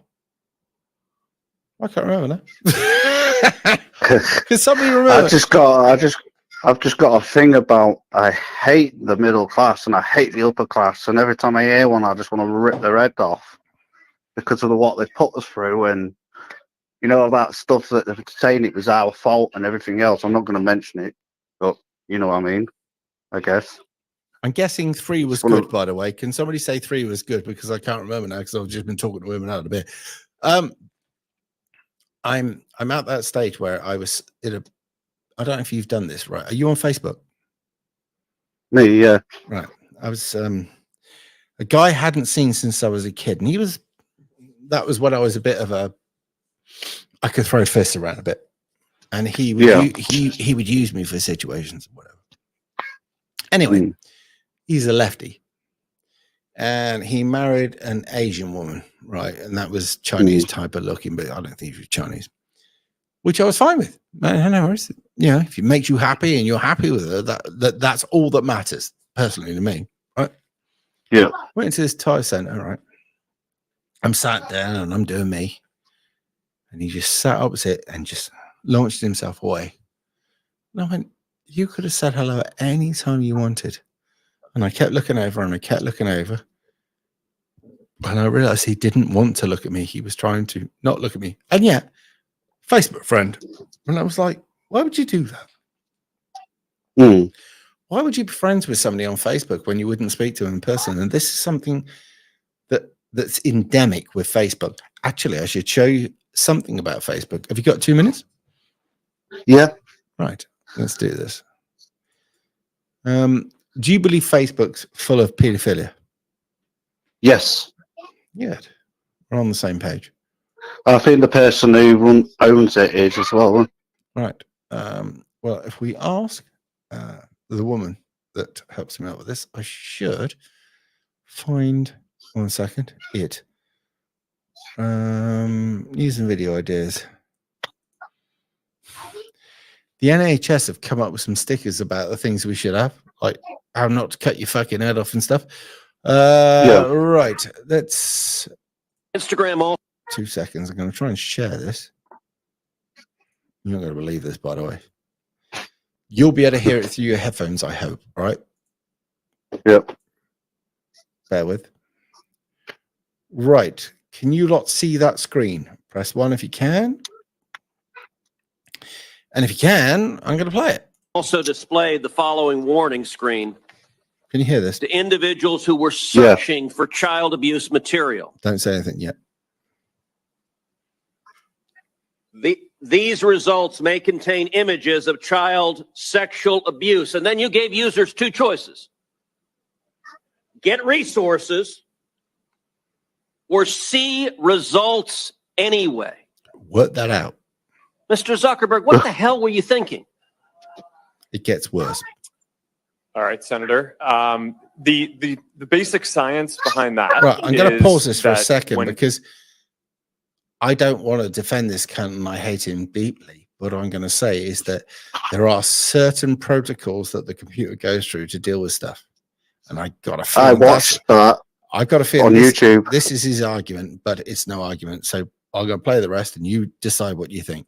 when people are searching for something that is problematic, it's often helpful to, rather than just blocking it, to help direct them towards something that that could be helpful for getting them to get help. In what And we I also- understand, get resources. In what sane universe is there? I have to say, and I'm going to play devil's advocate right here. Mm. The words towards Zuckerberg, and I despise the guy, right? Would have been, are you promoting pedophilia? His answer should have been no. Yeah. This Yeah. seems to be promoting pedophilia. Is it? No. When you ask them for other sources, what are the sources you're asking? Now, if Mark Zuckerberg was being a good guy, he would have said ways to make sure that you don't succumb to pedophilia or whatever. This was never the case. Yeah. Finish the thing. A link for see results anyway. Well, because we might be wrong. We try to trigger this warning, or we tried to, when we think that there's any chance that the results. Okay, you might be harmful. wrong. Let me ask you, how many times was this warning screen displayed? I don't know, but the Hey, you don't know. Why don't you know? I don't know the answer to that off the top of my head. That's pretty gay. Yeah. So basically, Zuckerberg, one of the richest men, couldn't give an answer like that. And I'm like, my days. I sat and watched that, and it's just his face. You just want to put your hands through the, rip his head off through the Isn't screen. that- you look at him and you're like, you're not human. It's like, Mm. you know, He's got the evil black eyes, hasn't he? He's just evil. I've posted stuff, right? And when I was trying to warn kids about stuff, I got a strike. When he's trying to direct kids onto pedophilia, fine. What is that about? Well, they've all been promoting it in the schools, haven't they? With them, I'm not going to say what community they're from. I think you dressing up. Yeah. I think that's sick. So there it is. Anyway, and here we are. Right. What other news stories do we get on with tonight? What do you reckon? Oh, Well, I'm I'll let you get on, and I'm going to talk to the rest of them, right? all right then, mate. Thank you. Catch Bye. you in a bit. See you in a bit. Well, what do you reckon? Should we talk about the farmers? I mean, what do you reckon is going on all over Europe at the moment that doesn't seem to be happening in the UK? And moreover, why? Dutch farmers, German farmers, French farmers, the rest of them, they're all doing it. Even the Irish now. And our farmers are a bit late to the party. Why is that? Got a call. Hello.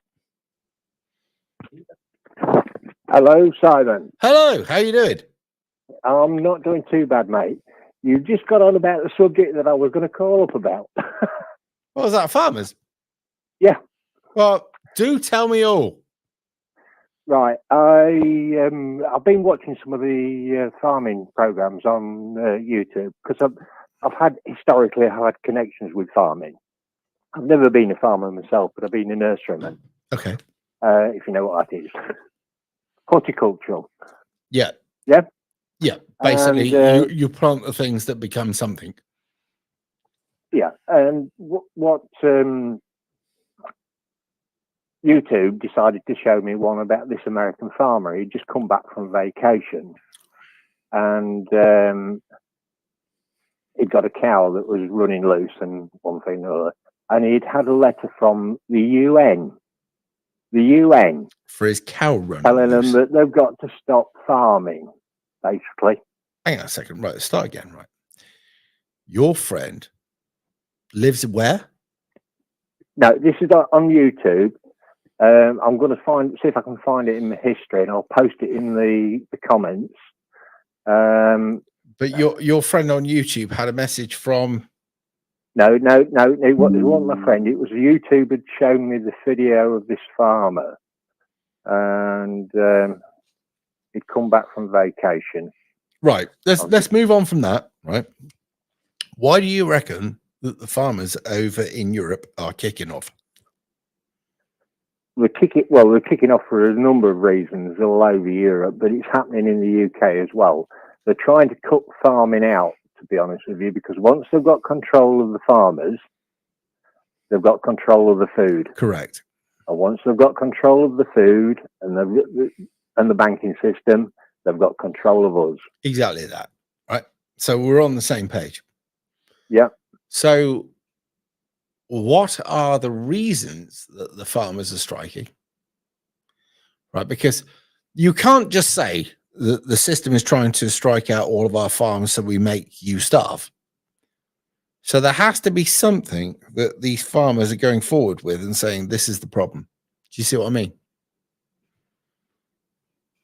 Yeah, there's something going on, and it's not just the West. Yeah, but and what I'm saying is UN. the farmers over there aren't saying there's something going on. They're saying you're strangling our productivity, you're taxing us heavily, the fuel. There has to be something.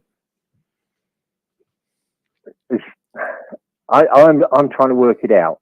I'll be quite honest. And it's driving me nuts trying to find out what the hell is going on, because something is going on that is far deeper than anybody's. Literally, there's a lot of dots, and nobody seems to be connecting anything up. Well, I want to get a load of farmers in here that that actually have been from, say, for instance, Germany, Spain, France, the Netherlands here, and Ireland. And I want to get them together, and I want to say, what is it that makes you strike? What is it that makes you feel that you've got a grievance? And why do you have this problem with European Union? And what do you think you are going to achieve by your strike? Hang on. Yeah. Don't worry, mate. Look, give us a call back when you're free. What do you think? You're watching this right now. Do you feel sympathy for the farmers? If you do, press 5 in the comments. Do you think that without farmers we're fucked? Because if you don't, we are. All right. Do you think that the system that's in control over in, say, for instance, the European Union is going to help the farmers? Rewilding in, say, for instance, Wales. What about the subsidy of the sheep? Hello, Simon. how you doing? Yeah, I'm all right. Yeah, I've called a couple of times before. I've been listening tonight, and I feel like I've got to call in again. Go on, then, lovely. What have you got on your mind? Okay, it's just occurred to me, right, that the West, right, absolutely are shit scared of Islam, Yes. right? And you did a video a few weeks back saying there's no way that anyone would start World War III and live and launch nukes. I think Islam would. Right. Let me tell you why they wouldn't. You truly believe that they are thoroughly in belief of Islam, don't you? Yeah. Right. Let me explain to you. The very top echelons of Islam are no more religious than Mark Zuckerberg or the founder of X or anybody else. They're businessmen. And they have used this thing to control the masses under them quite successfully forever, right? They have now succumbed to all of the ilks and the bads of the West, the greed, the narcissism, the sociopath, the control, the showing everybody how well they've done, right? It's not Islam, is it, right? Think about this, right? So these people are in control of everything around them. Do you think they want to give that up? I think they would. No, they I don't. honestly think No. when they Right. when they want to Trust me on this one. kill. Trust me on this one. Oh yeah. I get you. I they're hear you. so addicted to power. Yeah. If you eradicated everybody around you, you'd be nothing. Think about that. Yeah, but the thing is, Simon, They don't believe in the religion that you think they believe in, by the way. Well, yeah, okay. Well, fair enough. That's a good point of view. Right, but if what they I'd say don't, is why would you die for it? Because they'll die for anything. No. They pray 5 times a day. Right, let's start again. Hang on a minute. They're absolutely obsessed with the Quran. Right, there's nothing else that matters. Right, and when they die, right, for their cause, it means that nothing else matters. I'm going to give you some examples, right, that aren't Islam. Yeah. Do you remember Jim Jones? Who? Jim Jones. Jim Jones. No, I don't recognise that one. He was a preacher over in England. Well, not over in England, sorry, over in America, that went off to a different country. And do you remember when he got everybody to drink the Kool-Aid? Yeah. Right. The only time he made them drink that Kool-Aid is when he realized his game was coming to an end. And he couldn't go out on his own, so he took everybody else with him. But prior to that, he would have stayed where he was and everything would have been fine, right? Now, go back. There's many other people like that. Do you remember the Waco siege? Yeah. Right. That guy, if they hadn't have gone in there and killed him, we'll shut the place up. By the way, you have to look at Hillary Clinton, and there's some really interesting story there, but that's another one. Yeah. He would have stayed alive till he died, right? Now, when you look at people like Saddam Hussein, right? Muslim, right? He didn't want to kill himself. He was taken out by us, right? In the end. When you look at all these other dictators and third world country leaders who are Islamic, they still have a severe grasp on life. None of them like to stub their toe. None of them like pain. None of them want to suffer. The very fact that they found themselves at the upper echelons of control, if somebody sent a nuke over to them, if they made it out of there alive, all of a sudden they're nothing. Think about that. Now, right, they're in charge of entire legions of fucking people, right? These people, including the West, right? Including the West. These people bow to them, right? They get what they want. If they actually go to war with the thing, they lose everything, their family. And moreover, when you come out of that hole in the ground, and this is what I've been trying to tell everybody about the Russia, England, Russia, America, the thing, right? It's an illusion.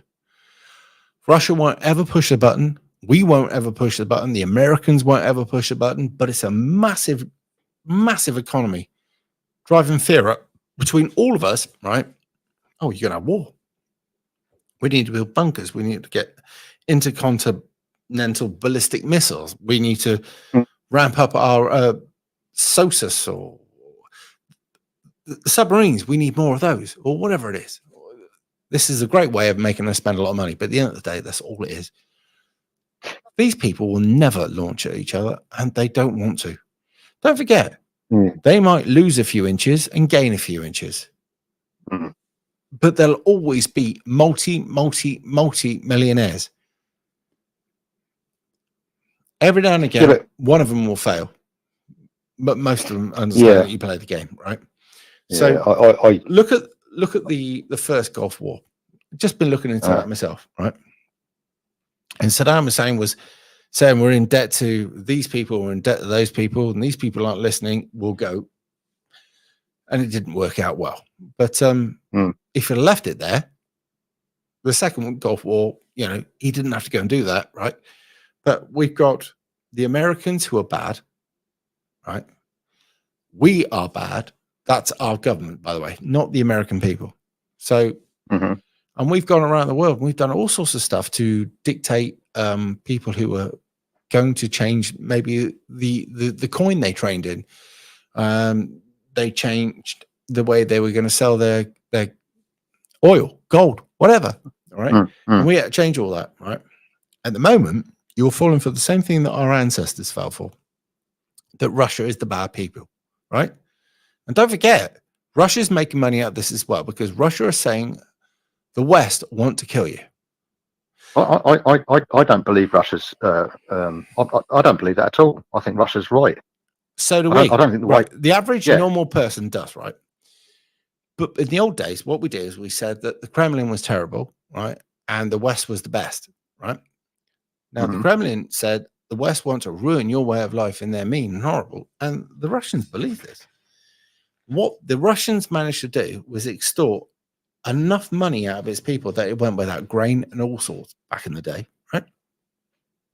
And basically, they bankrupt their entire economy trying to fight the capitalists.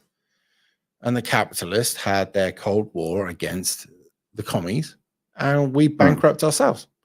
About 1974, I think it was. Well, the Americans did anyway. But look, they will never, ever launch a nuclear weapon on each other because there's too much money to be made out of just pointing.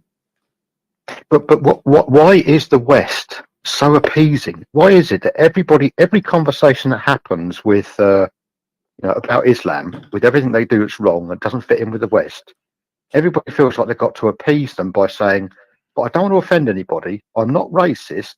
Right, I can date that back if you like. They've got everybody where they want them. Right, they absolutely have. The Barcelona Declaration and the Marrakesh Declaration stipulated in that declaration that we had to put Islam first and not write Islam in a bad note. Don't paint Islam in a bad light.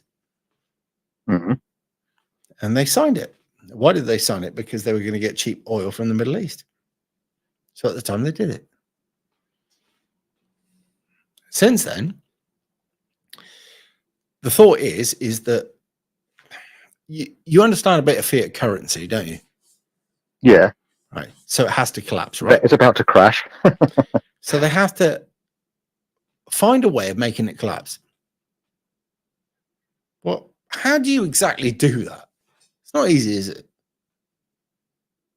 Well, you just borrow until you can't afford to pay nothing back again, and But it that's just still becomes not so good stupid. because they'll expect you to keep borrowing and keep borrowing. They want to find a boogeyman. You have to find a boogeyman so terrible that when it comes and it collapses the system, you'll still look at it, not the people that are inside it, right? What could you find worse than something that stones women to death for being raped, etc., etc.? What would you pick? As a Christian society, people that expect people to have the same or afford decent privileges, you want to pick a bunch of savages come over here that destroyed us, right? When that happens, at some point they'll offer us some sort of order to come out the other end, but you have to pick something that's so terrible that the other people can't be picked or pointed at for this thing, right? Make sense? Yeah. So they pick a load of third world, low grade, inbred people from a third world country to come over here in their droves. And if anybody questions, they're racist. And if anybody doesn't like it, they're Islamophobe, right? And you breed this section of, what do we call this stuff now? It's Marxism. It's brilliant Marxism. So you push this everywhere, right? Which has happened, right? And you train people to hate themselves, and you bring this invading army in. And when it all goes to shit, at some point, our economy will crash at that point. And when it does, they'll offer us something else. You'll suffer. I'll suffer. That don't really matter, does it? Because these people, the 1% within the group, well, they'll be fine. And at which point, these gated community things, I'm not sure how well that'll work for them, but we'll be offered 50-minute cities and we'll probably take them, because when you've if that doesn't happen, if that doesn't happen, and the balance isn't struck, because they're so obsessed with themselves and their religion, I just believe that if they can't have it, no fucker can have it. That's how I No, feel. no, I think that no. The ones at the very top are westernized. The ones at the very bottom are basic. Don't forget, the ones at the bottom are the soldiers. The ones at the top are the clerics. They're not so invested in their own demise as the ones at the bottom. Please trust me on this. So why did the police, the councils, the governments around the world suck up to them? I can't get my head around it. It's all for the betterment of Islam. Sorry. I should probably finish the rest of this off in a Sunday sermon, but basically it's planned. If you want cheap oil from us, we want some control over your country. Seems simple, doesn't it? Black gold. Now, what you and I don't understand is how somebody who loved their country could sell their country for a produce. You couldn't understand that. But I don't understand how lefties want to travel the world and live somewhere else. I want to live here. I never want to move. I love my country. So I can't understand them, right? But it's the same brand of people that go, so let me get this right. You're going to offer me a load of money, and if I get it wrong, I can just fuck off somewhere else. Yeah, I'll take that money. And that's where we are with lefties. And some on the right, by the way, and some on the right. Yeah. It takes all sorts. So what's going on with Yemen and Houthi? What's going on in Iraq and Syria? You've heard of false flags. flags. On with sorry? You've heard of false flags. Of course, yeah. So who's to say that some of these drone attacks aren't coming from British or American sources flagged as Houthis? Good point. Right. Can you remember pick a war lately? Actually, Israel, Gaza. Yeah, we're not being told the truth. Right. We can go back to the Falklands. We weren't told the truth. The first Gulf War. I now know definitely we weren't told the truth. Right. Most of the wars we've been into, we were told a load of shit. I mean, at the end of the day, we're telling, or we've been told that what's the name of that fucking country? Yellow and blue. They're winning. How they fuck? Oh, they run out of fucking meat to put through the processor. I mean, we're talking about the people that engineer all these fucking wars do strikes on their own people. Seriously, it's amazing. Yeah. Oh, I've just got a bad feeling about all this. I think we all have, haven't we? Trust me on this one. Way. Trust me. Well, even if I don't say this very often, but I've been right so far, right? We're not going to have the World War. Trust me on this one. 100%. There won't be a World War. Fair enough. Yeah, fair enough. And I understand that because they wreck the planet. What's the point in living on it? No, it won't be a world war. Listen, they have to make money on going out of this. They can't destroy it, right? Think about that. Think about an allotment, right? Bear with. You've got an allotment, right? Now, you've got it, it's divided up, right? So you've got massive swathe of it's American. Some of it's ours, some of it's French, right? And then you've got some of the others down there, third world shit. Now, some of the third world schools, this problem and whatever, we might have to deal with it locally down the end. But we're not going to crop spray the entire fucking bed everywhere and pollute it so there's no crops. Just nobody would do that, right? Now, the Muslim clerics think that way because they were educated in the West. They don't think that way. They're not invested in Islam any more than you are, all right?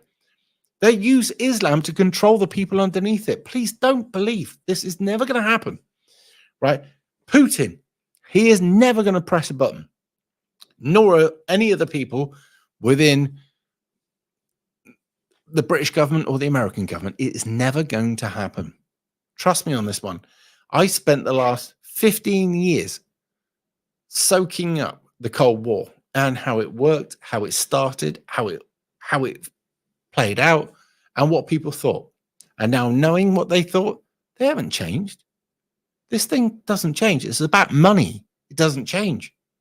They will never have this war. Now, I've got to go for a pee. So have I, actually. So, bugger All right, off. mate. I'll speak to you in a bit, all right? Cheers, Simon. Cheers, All right. mate. Bye-bye. Right.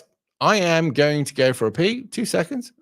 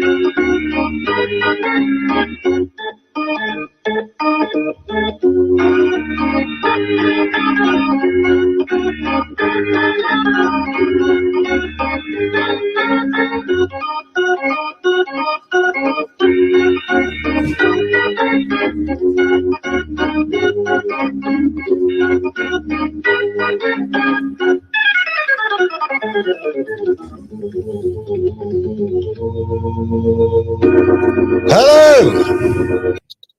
Good evening, Simon. Can you hear me? Just about. How are you? Yeah, not too bad, thank you. Basically, listen, I used the word Walter in the comments earlier this evening, and I witnessed you using the word Walter and saying, I'm definitely not a Walter. No, I never said that about me. Yeah, well, you are definitely not a Walter. At the end of the day, they were old school. Claire, can you turn that shit? The old school words that we used to use on a regular basis. Now, I only used that word this evening because there was something that I seen on YouTube earlier about a young person. They must be in their early 20s who used the word gay. Now, when I was growing up, everything that was not so good was gay. And we'd say gay all the time. And it made me laugh because this person who was like obviously about 20 years old. Can you explain to people who don't know what a Walter is? A Walter, for me personally, a Walter Mitty is someone who makes up stories and chats shit. Or someone who's a Walter. How can I put this? Is a player. Right, said they were in the military service when they weren't. Yeah, some fucking idiot that would chat shit. Kind of Walter. Some soft dickhead. Right, so somebody would say I was in the SAS, or they would say I was in the parachute regiment. They would say I was in this, they're just a lying bastard. But right, hang on, bear with. We're trying to make a character here, right? So somebody would say I was in the Navy, the Army, the parachute regiment, or whatever, the Air Force, right? And wears the uniform with the medals. Worst over, isn't it? The medals. They're not a Walter, mate. They're a fucking disgrace. I know that, but what we call them, we call them Walters. Well, Walter for me, if someone's making up stories, I've got stolen valor, six fucking BMXs, I've got 22 downhill mountain bikes, I've got I've got this, I've got that, I've got a brand new fucking XR2i. They're just a fucking Walter, mate, because they're full of shit. Yep, they are. Anyway, your point? My point is, you are not a Walter, and I only use that language because it reminded me of my youth, where either you were a fucking Walter or you were a fucking gay. I had to say, I don't remember anybody calling me a Walter. Right, well, it was around where I was, mate. It was like, you were a fucking Walter talking shit, and that was it, mate. You know what I mean? It was not common. It was, but when it happened, you know what I mean? You wouldn't just get a knife out and stab someone. Right, careful 'Cause, about well- YouTube terms. Right. Right, no, okay, sorry, Simon, but you know the world's gone mad, mate. The world's gone mad, and this is all designed and planned out. These people, you know, it's all designed and planned out. Imagine a world where everyone had a bit of respect for someone who was had a different different kind of background, or you know, someone who was a bit different. You know, in a better world, you would have respect for that. But you know, we don't, mate. And it's all designed and planned out, and it's all, these people are making up the rules, and they know what's going on. They know where they want to go, and So, they know at the end of the day. Have you ever that seen a you're- Walter Mitty? I think I've spoken to one at some point. Any idea? Who are they? Yeah, it was some fella. He was going on about like he had this and he had that and he did this and he did that, and it was like, look, mate, you're a Walter Mitty because you're chatting shit and you've got none of this stuff.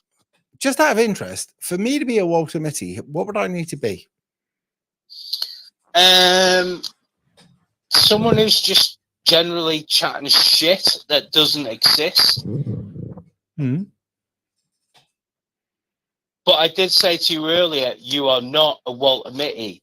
But for me to, like, you're making mistakes about, you know, it was on Echo Mic and it was like the thing was going a bit wrong because of technology. I just said Walter. And just jokingly, because I was reminded, as I said earlier, Simon, So you called me a about Walter. young YouTuber who used the word gay. Used the word gay. And I've not heard that for ages, but I know now that I'm in my like middle 50s that, you know, that was used very often in conversation. Just a quickie, right? Because my technology faux pas, you called me Walter. As in a joke, Simon. I don't mind. I have no problem. I've got so much more respect for you, mate, than to. But It was a you joke have to thing. understand that thing, whatever you might have said, really doesn't bother me. You know that, don't you?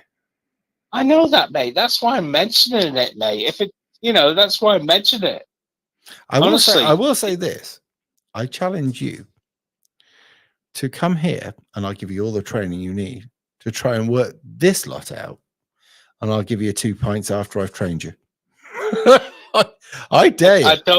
I don't understand any of that, mate, but I do realise nor do I. That's the whole point. Hang on. Working with the public, that would give you enough. No, I'm a lorry driver. Just because I work with the public doesn't make any difference. I'm a lorry driver and a useless cunt after that. The very fact that I have all of this in front of me is just by the by. No, seriously. No. It's I dare you now. I'm actually putting the dare out there. I'll invite you to my own house and I'll explain how all of this works. And you sit here, and what I'll do is I'll sit over there and we'll talk amongst ourselves, right? You can monitor this a lot because it's easy, right? And that'll be fine. And then when we do that, it'll be a better stream, actually. If I can sit over there and maybe we'll get a few people in, do a podcast, that would work better. I think it would work well. So, yeah, ideal. I don't think I've got a thick enough skin, or I don't think. No, I don't think you have to make the thick skin. No, I don't think I'm intelligent as you, Simon, because I believe that someone who can respond to, basically, from what I've been hearing for the last how many years, I don't know, that I've been listening to you, to respond quickly to any kind of situation that you hear, that takes a certain amount of intelligence. Allegedly. And I'm not saying that I'm a thick cunt, mate, but at the end of the day, you know, I think that, you know, as you're a good all-rounder. I don't react. Listen, I don't react badly. I just come up with ideas. That's all. No, I think you're a good all-rounder, mate, and very intelligent. That's what I think. I'm not I'm not fucking kissing your ass or anything like that. But, you know, it was a joking thing, mate. For you to fuck up on that technology thing where you couldn't, you know, it was like I call you a Walter. That reminded me of old school language when everyone just called either someone a fucking Walter or someone a gay. And that's that programming thing where, you know, everyone does that, man. They say, oh, fuck off, you fucking gay. It is what and it gay is. means shit. Gay means shit. It mate. is what it is. Anyway, my love, I'm going to let you get on. We'll get on to the next. You all right? Of course, Simon. Have a good night, mate, and respect to you, mate. You take care. You take it steady. I'll see you in a bit. ADHD. Apparently I have, but apparently I've got, you know, bipolar, and I've got all sorts of other things apparently wrong with me. Do you know what it is? It's just a little bit lippy. That's all it is. Hello. Hello. Hello. Hello. Are you all right? Yeah, I'm fine, thanks. What did you want to talk about, Space? Back to the farming. Oh, go on. What do you know? I'm sort of linked with the farming industry, but I can't say who I am. Don't worry. That was my Just job. don't tell us anything. Just give us just a little bit of juice. I don't know. I just think, you know, when you're in the farming community, it's a very isolated community. You know, they're very close knit, and I just think they're protesting now. You know, because they want people to wake up. I think that's my idea about it all. And you know, they are talking across, you know, Europe and as well as communicating with farmers in this country. Mm-hmm. The government has launched the scheme where they're asking people to sell their farms.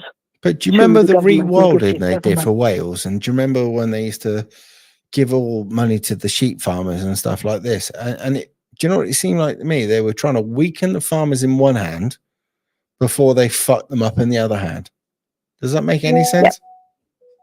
Yeah. So you understand the Welsh farming, and they're trying to rewild everything. And when they rewild it, you know yourself on the hills, when that fucking, I call it palm, I don't know what the fuck it's called. When that stuff comes in, trying to get rid of that is a nightmare. And then the ecological fucking people come along and say you can't. So what happens is you're going to sleep one night and some cunt fucking runs a plow through it and plants turnips in it or something, whatever. That's what we used to do, but it's wrong. And they've tied the Welsh farmers' arms right up behind their back, haven't they? Yeah, they have. They're trying to make corridors for wildlife. So they're trying to buy the farm. They tried it over here. To do these corridors. They asked for a meter around the outside of a field to start with. Did you get that? Yeah, I haven't seen it with us because we're not crop farm in this area. We're, you know, beef and lamb. But I have been on holiday in England. And we've got the meters around the fields. It was shite. Yeah, it is shite. I mean, I want to leave my country, and I never thought I'd say that. But where would you go, girl? Where? Seriously, Space. I don't know. Listen, don't do it. I beg you. Seriously. Like, wherever you go won't make you happier, and it will happen there. You've got to stay, girl. Yeah, I mean, I'm trying to wake people up. I've got to be careful what I say in work, you know. Do you work for yourself or in a farm, or do you work for a farm? No, linked to farming. Okay, I don't want to know too much details, and I certainly don't want you to dox yourself, all right? Yeah. Are you mid Wales? No, south. I'm trying to work out because I know a few people around the south, and I'm trying to work out the accent, but I've got a bit of a mixed accent. That's what I thought. I was like, that's not a fair accent. I can't work that one out. My mother is Welsh, but brought up in Yorkshire, so I used to live up in North Wales as well, and come back. So you've almost got a bit of Scouse in there, haven't you? right? Ah, Pardon? I fucking knew. I thought you had a bit of scouse in you there, right? My parent, no. my family from Chester, so you can imagine. Yeah. It's funny. All my mum and dad was both born in Wales, but both brought up in England in different areas, and then moved back down to Wales, next door to each other. I tell you what, Welsh farmers got it hard. Stony fucking land. They do. Cold, fucking miserable. You know, wet land. Piss wet through, isn't it? Yeah. I got 10 acres over there near Abergavenny, and it's fucking wet. Yeah, well, I'm more the end of the M4. Right. Yeah. Area. Yeah. Do you know, when I just passed my test, I had to go to the end of the M4 and then Cardigan with this lorry when it was snowing. Fuck me, that was entertaining. Yeah. They're not exactly the best roads. No. But I love the Welsh and I love Wales, and I fucking hate what the European Union and the rest of it is doing. But I've got a fair feeling that at some point, did you watch the rugby today? No, I didn't. You should do, right, girl? Your lot were down from nothing. From the Scottish were 20, you were nothing, and they came right back to 1 point, and that's the Welsh. Yeah. Oh, we're fighters. Fucking right. You know, and at some point, we'll all join hands, right? And forget the division, right? Because I'm seeing this at the moment over in Northern Ireland, right? You know, the Catholic and the Protestants and all that, they're getting on together now. Yeah, well, you've got that. You've got, you know, the people, the newcomers, shall we put it that way, and causing problems over Are we talking about the new to the reservation? Yes, that's right. Beautiful. Yeah.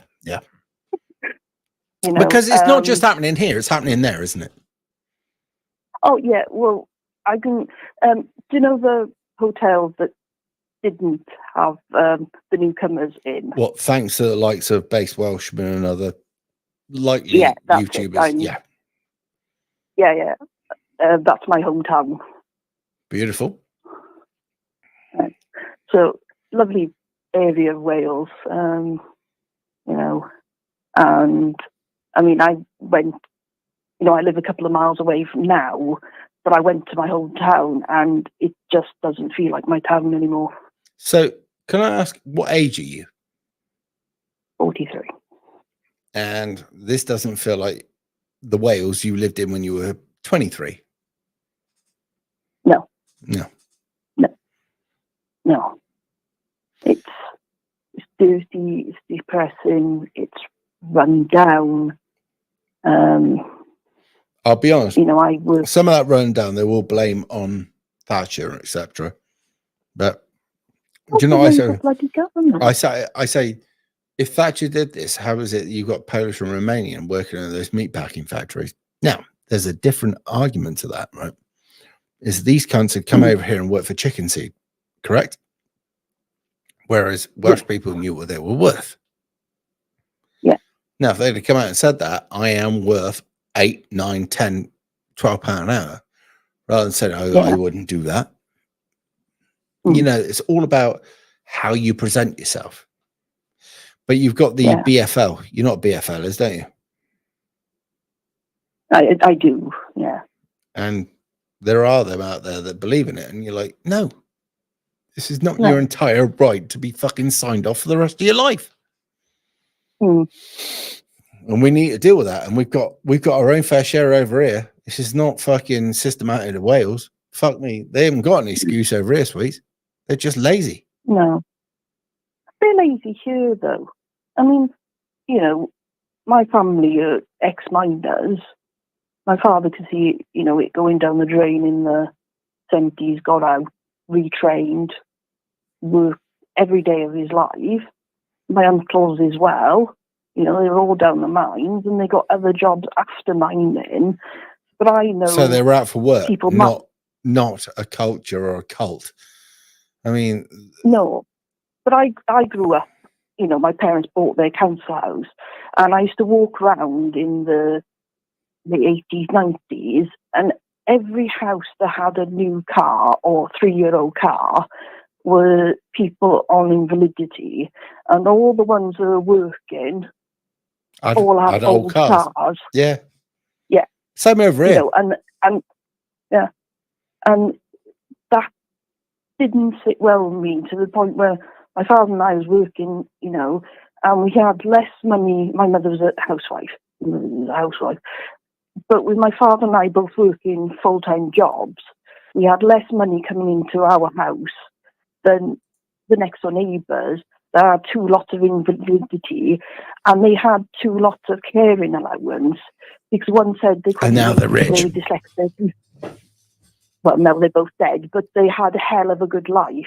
Do you know, I see a lot of people that pull the sick one, right? And they make a lot of money. There's a lot of people that take the piss of, oh, he doesn't do much. Why is he always complaining he's tired? Well, because I have to run a gang of 5 men and the entire job and drive the truck off-road and do a YouTube channel and control an entire fucking flat and do everything that everybody else would do as a partner on with Jack Jones. That's why I'm tired. And that's why it is. I'm the same, man. I've got a German Shepherd as well who, bonkers. Walking, sorry.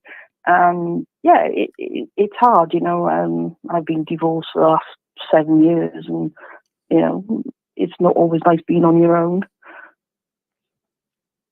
You get used to it. You do. Anyway, I'm actually thinking about doing a raid. Right. Have you heard about a raid? No. Oh yes, going on to other channels. Yeah, I do watch you. Yeah. So I'm thinking we need to raid somebody now, don't you? And give some right. So if you're watching this, start up a live stream, right? There is, because I think it's time we raided somebody. What we got? 893 people that need to learn about some decent fucking right-wing conservative fucking YouTube channels. Anybody else in the comments think that's a good idea? Put 6. Yes, we've picked 6 as the number. Anyway, my love, you have a lovely accent. I could listen to you all day long, but I've got to go, right? So I will say thank you ever so much for ringing in, all right? Okay, goodbye. Goodbye. I love listening to the Welsh. I fucking do. Right. So it's time to crash something, kids. It's time for a crash in here, is it? Right. I suppose I better start looking. We got any ideas of where we should crash? Let's move that over there. 2 seconds. Bear with. Hello.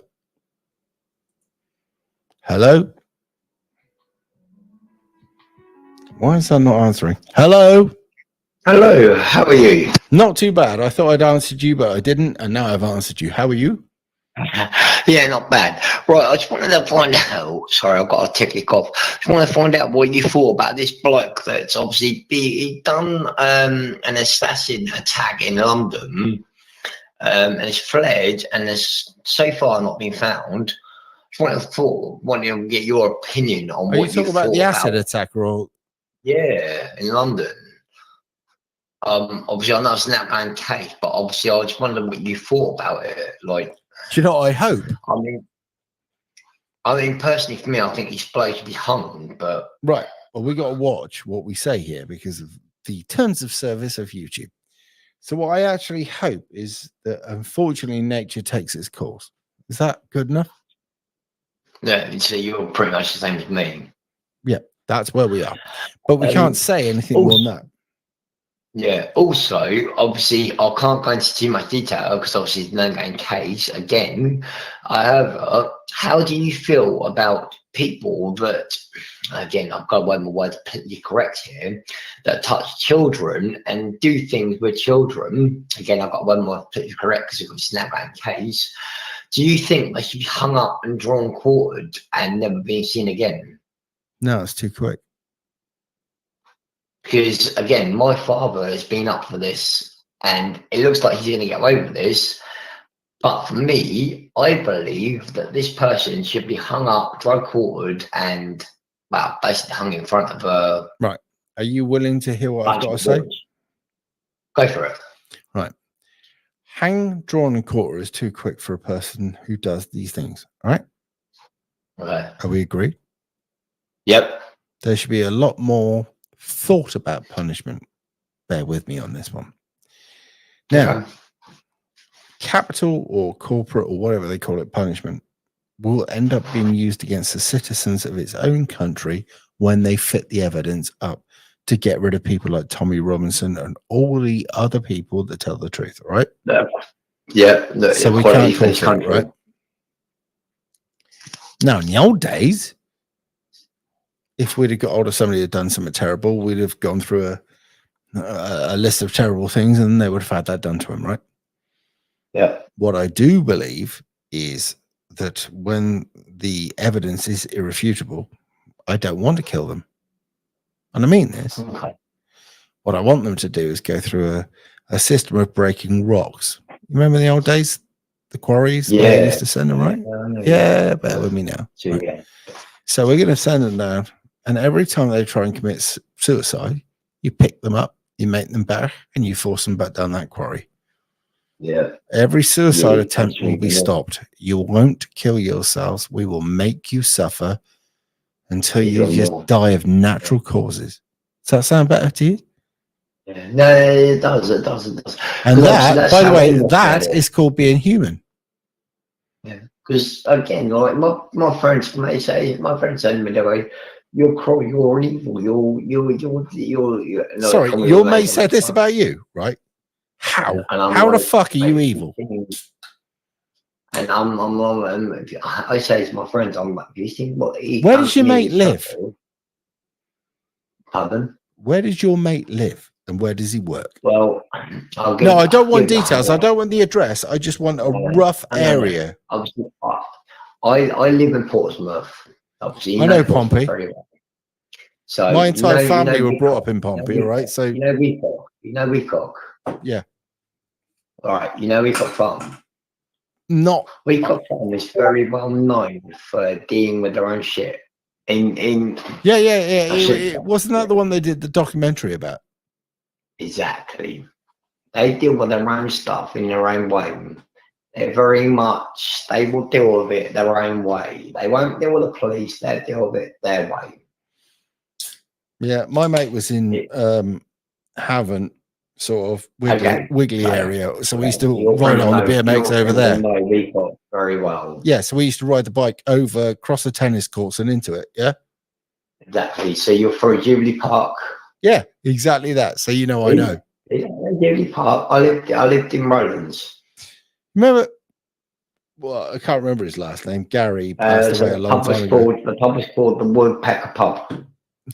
Well, yeah, at the time I'd have been 13, 14, so we couldn't have gone to a pub, but yeah, not me. No, that was 88, 89, mate. That was when I was there. Okay, so what year? About 88, 89, 90. Right, so I was born in 87. You bastard! So, you fucking bastard! Come round here being young, hey? I'm just jealous. So again, my best mate, he brought me up. My best mate basically brought me up, and his family brought me up so I could live. Well, that area, we used to ride onto that, and that was my first indication of what life was like differently, Rickers. You knew on Weacock area, you knew if you was in trouble, you had the friends and the family. All I got was we'll go on there and shut up and don't say a fucking thing. And I went, fine, and I didn't say fuck all.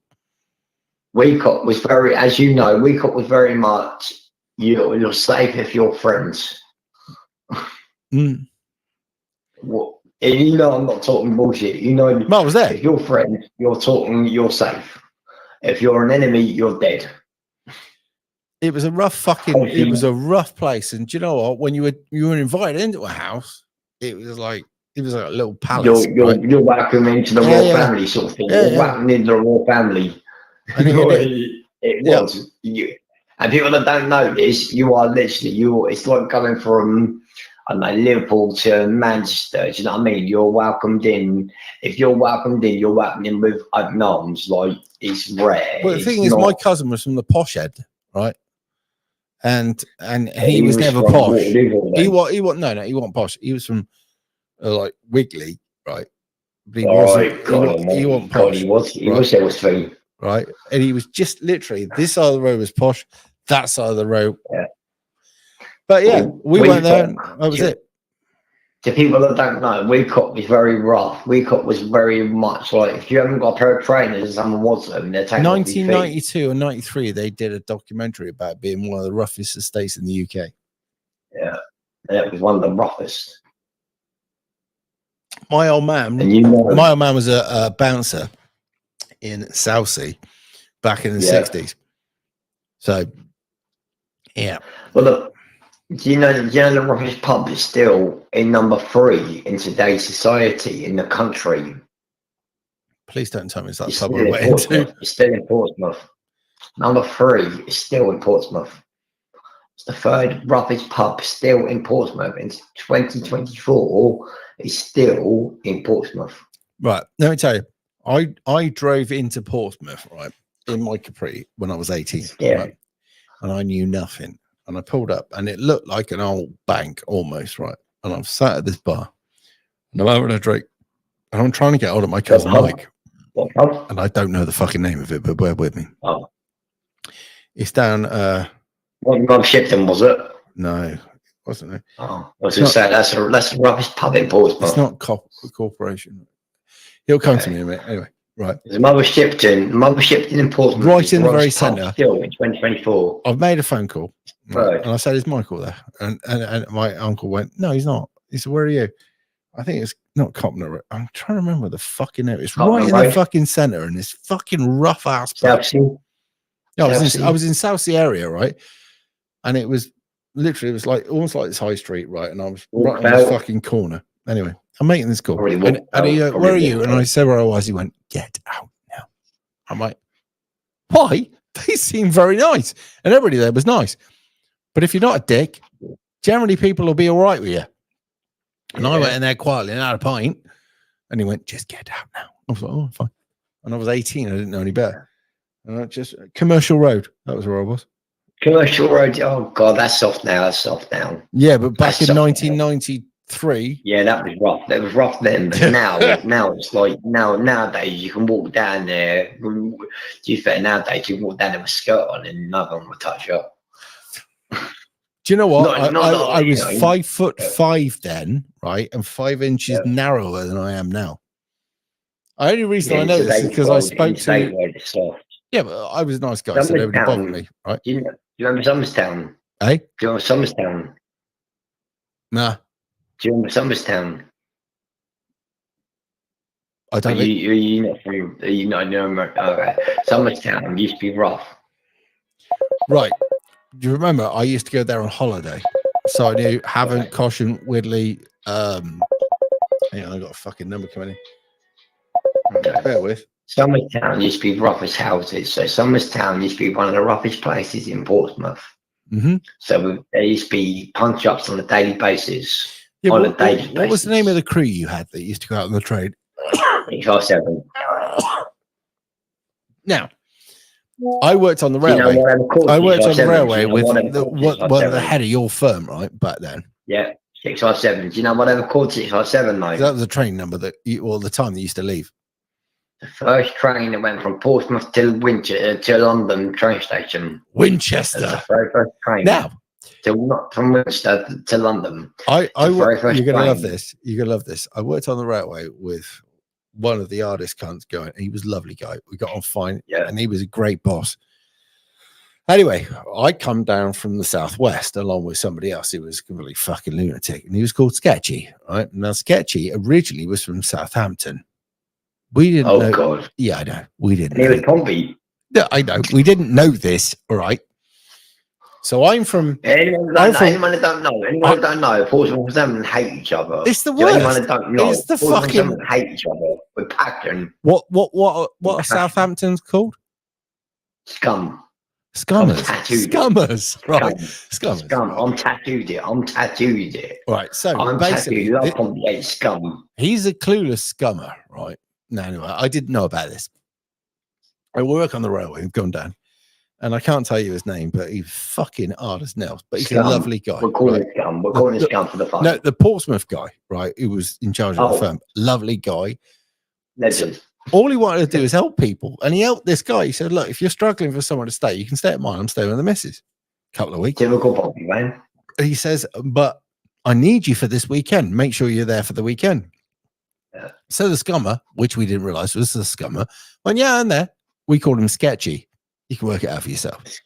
I know. It's close to Scum, I suppose. It's very close. Anyway, so come the weekend, I've already said long before that I wasn't available on that weekend, so I wasn't going to be planned into that layer of work, so there was no problem. You didn't really get nicked, did you? You didn't really get nicked. No, I wasn't available because the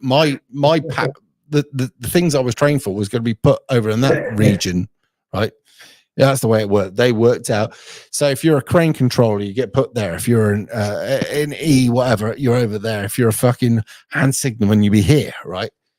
Well, anyway, Sketchy was a fucking shovel technician. He's there, right? So anyway, the night it happens, or the night before it happens, the guy you're talking about, the Portsmouth lovely supporter, goes back to his flat and sees the scummer packing up. Where you going? He said, "I'm going home." He said, "You promised me you'd work here." He said, "I know, but I've got to go home." And he's thinking, "I'll put you up for 2 weeks." So he dropped him, right? Picked him up and dropped him again, right? And that's what we heard, right? Anyway, a couple of weeks later, I'm on site with this fucking hard cunt, right? And he's nice as pie to me. And I went, "They normally are." I heard you had a bit of trouble with old scummer. He went, "Yeah." I went, "You know he was a scummer." He went, "Don't fucking tell anyone." I went, "It's between you." I went, "It's between you and me." I went, "It's between you and me." He went, anyway, it was the worst thing in the world. And it was like, I didn't tell any cunt, but yeah, it was one of those. It was like Football Factory has the wrong factory in its house for 2 weeks. That's the best way I can explain it. Anyway, there it was. Do you remember, again, I'm going back about 7 years ago, do you remember there was a game, Portsmouth game? Mate, I've been out of Portsmouth now for 15, 20 years. Okay. There was a Portsmouth game on, and we played, I can't remember who played, I think it was Plymouth. Anyway, I played somebody at home, and out of nowhere, the first half was no problem. Second half, there was trouble, and the referee stopped the game. About 5 minutes in the second half. Right. And the game was stopped. The referee blew the whistle, and everyone stopped playing. Everyone looked over at the Fratton end. So Portsmouth main half of the ground. I tell you, it's starting to clear it up a bit now, but it used to be rough. The main area of where Portsmouth play, like the main football fighting area. Next minute is punch up, and they're beating on some scummer. I didn't have a clue he wasn't kidding. And he come out and he went, "I'm Southampton and I'll die." And he shouted out, "I'm Southampton and I'll die." And he come out and he pulled out, took his coat off, and he had a Southampton shirt on, Southampton scarf on, Southampton hat on, and he blatantly said, "I'm Southampton until I die." He got his ass kicked left, right, and centre. He got battered. He lived, didn't he? Why would you fucking do that? Are you fucking mental? Apparently, according to what we was told afterwards, he was paid £2,000 to do that. £2,000 to get a life-changing illness? Apparently, yeah. Anyway, got £2,000 for the privilege of it. He got put in a coma. For it. Fucking moron, eh? Honestly, no bullshit. And everyone can Google this. It's not bullshit. Everyone can Google this. It was about 7 years ago. And he's putting on Google, Southampton fan in Fratton End in Portsmouth. And it made history. It made Google history. It was one of the biggest stories going on Google. And we were burning this scarf, not me personally, because I was in the other end. But Fratton End were burning this scarf and they were singing, "Scummers will die, and all this lot. And the referee was like, they stopped the game for like 20 minutes. They could not play the game because all the players were not enjoying. Yeah, mental. Anyway, they were just concentrating on the Fratton End. Listen, yeah, I've got to get. I've got to get off this. This is bad for politics, right? But yeah. Honestly, it was mental. But yeah, I would not recommend it. But yeah, it was right. But yeah, mate. I'm going to jump off honestly, and I'm going to raid Anyway. somewhere else. All right. Yeah, right somewhere else, mate. But yeah, Now- honestly, mate, keep up the good work you're doing. 'cause And you, honestly, I and we'll respect talk what you're again doing. because I like your company. All right. Mate, good. Whatever you're doing, mate, keep going. Because honestly, I respect everything you're doing, mate. And whenever you got a next fucking time in the pub, mate, We're gonna have a meet, but it's gonna be the fucking. It's gonna be Manchester, we'll- mate. It's miles away. Well, when are you next at a pub? Because obviously, I'm Well, also you know, the meeting next you, Tommy we're away. arrangement, I'm going to go there, and then we're going to meet at the pub. Probably. Where? You know, what we're going to do is the next Tommy do, right? We're all going to go there, do, watch, listen, whatever. Then after that, we're going to meet in the pub after. All right. Yeah, because I've been watching Tommy recently, and he's up for doing another meet and all that lot. Yeah, So which he's is on that a couple of agreement side months. of it. So we're going to meet there. Then Yeah, afterwards, we'll all go to a pub and have a laugh and have a chat. Exactly, and I'll treat you to a couple of drinks. I'll give you a I'll take them. All right, I will have them. I'll get you smashed. I'll get you smashed. All right, love. I'm up for that. Lovely. All right. All right, you take it steady. I'll see you in a bit. All right. God bless, mate. God bless. God bless that man. I like him. Right now, two choices. We can go, well, three choices actually. We can go to Glenn Simmons, who used to come on here and be interesting, right? But he just does a daily night stream.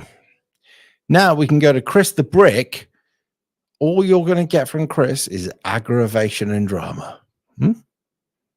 You are going to get aggravation and drama, and he falls out with his own shadow. Or we can go to 42. 42, he's more right wing than me. Now, one's number one. That would be Glenn Simmons. Chris the Brick, all you're going to get is argumentative, number two. Or 42, which is number three. Talky over and shouty man, how are you? Well, hang on. Sorry, I was just thinking there was a caller earlier who was calling in and it's gone. Sorry, Simon. Come on, I've got love, to go. come on. No, it's just that you wouldn't sort of like say that kind of thing out loud if you were a parent or had a child. You wouldn't. I believe. Shut the clash. You wouldn't. You wouldn't say that if you were a parent or had a child, that your child had suffered this or suffered that or done this or done that. I believe that caller earlier. I don't know. I'm not trying to say that they're a liar, but just be I wouldn't, because it wouldn't work well. No, but I was just saying if you had a child. So, listen, you haven't lived a life like he has, right? Have you? No, because I haven't had a child. My advice, because I haven't lived his life, is we can't judge until we've lived his life. Of course. So, should we leave that there? Yeah, well said, Simon. That's great. So that's you've got lots more. You've got lots more people calling in, and people better than me, mate. And that's the thing that I love. Yeah, shut the fuck. Right, love. I'm going to get off. We're going to raid 42. All right, love. Yeah, you've got better people than me calling in. So have a good night, Simon. No, and I'll see you in a bit. Bye. Right, let's raid 42. He's a spicy fucker. Right, so I've put the link in the channel. I'm going to jump off. I should turn that down because we won't do any more calls. Right, let's see what he's got. He's got 35 watching. We're going to pile over there and I'm going to try and jump in, all right? If that's all right, by the way. And then I'm going to drink some more and drink some more and drink some more. But I'm going to behave myself here. All right. And a man has to know his limitations. I was 6 points in before I started. God knows what that is now. Right. Everybody pile over there. I see 59 of you. That's doing my nut in. Right. Let's get over there. I'll post the link. By the way, if you got a YouTube channel, the only reason that we're going to 42, which we've been to before, is because none of you had a live stream going. That's all it is. It's not particular because we've helped out 42 before. He's now got 141 watching. He knows what's happening, right? He has more watching. Let's get over there. Few minutes and I'm leaving. So we'll all pile over there. How long we stay or whatever. And I have no idea what topic, but it's going to be far more right wing than mine. So we'll go over there. 144.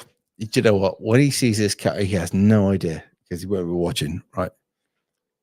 So jump over there, and I'm going to give it right. It's 22:47 now. I'll be gone by 22:48. So you want to get over there, all right?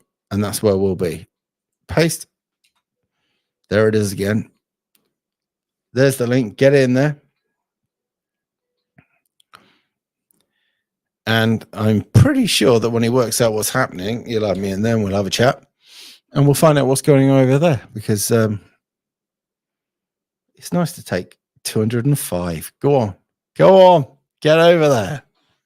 Do you know what? It's funny because he's gained over 150 and I've gained or lost 50.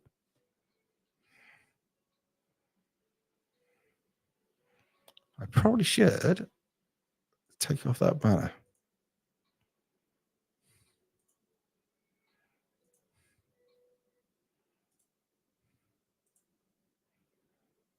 Right.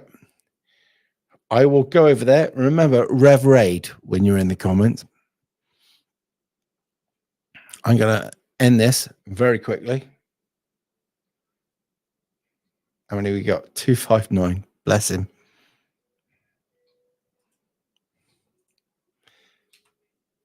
I'm going to end this in about 10 seconds. So if you click on that link, we'll carry on over there. 5, 4. Thank you for coming on tonight. 3, 2, 1.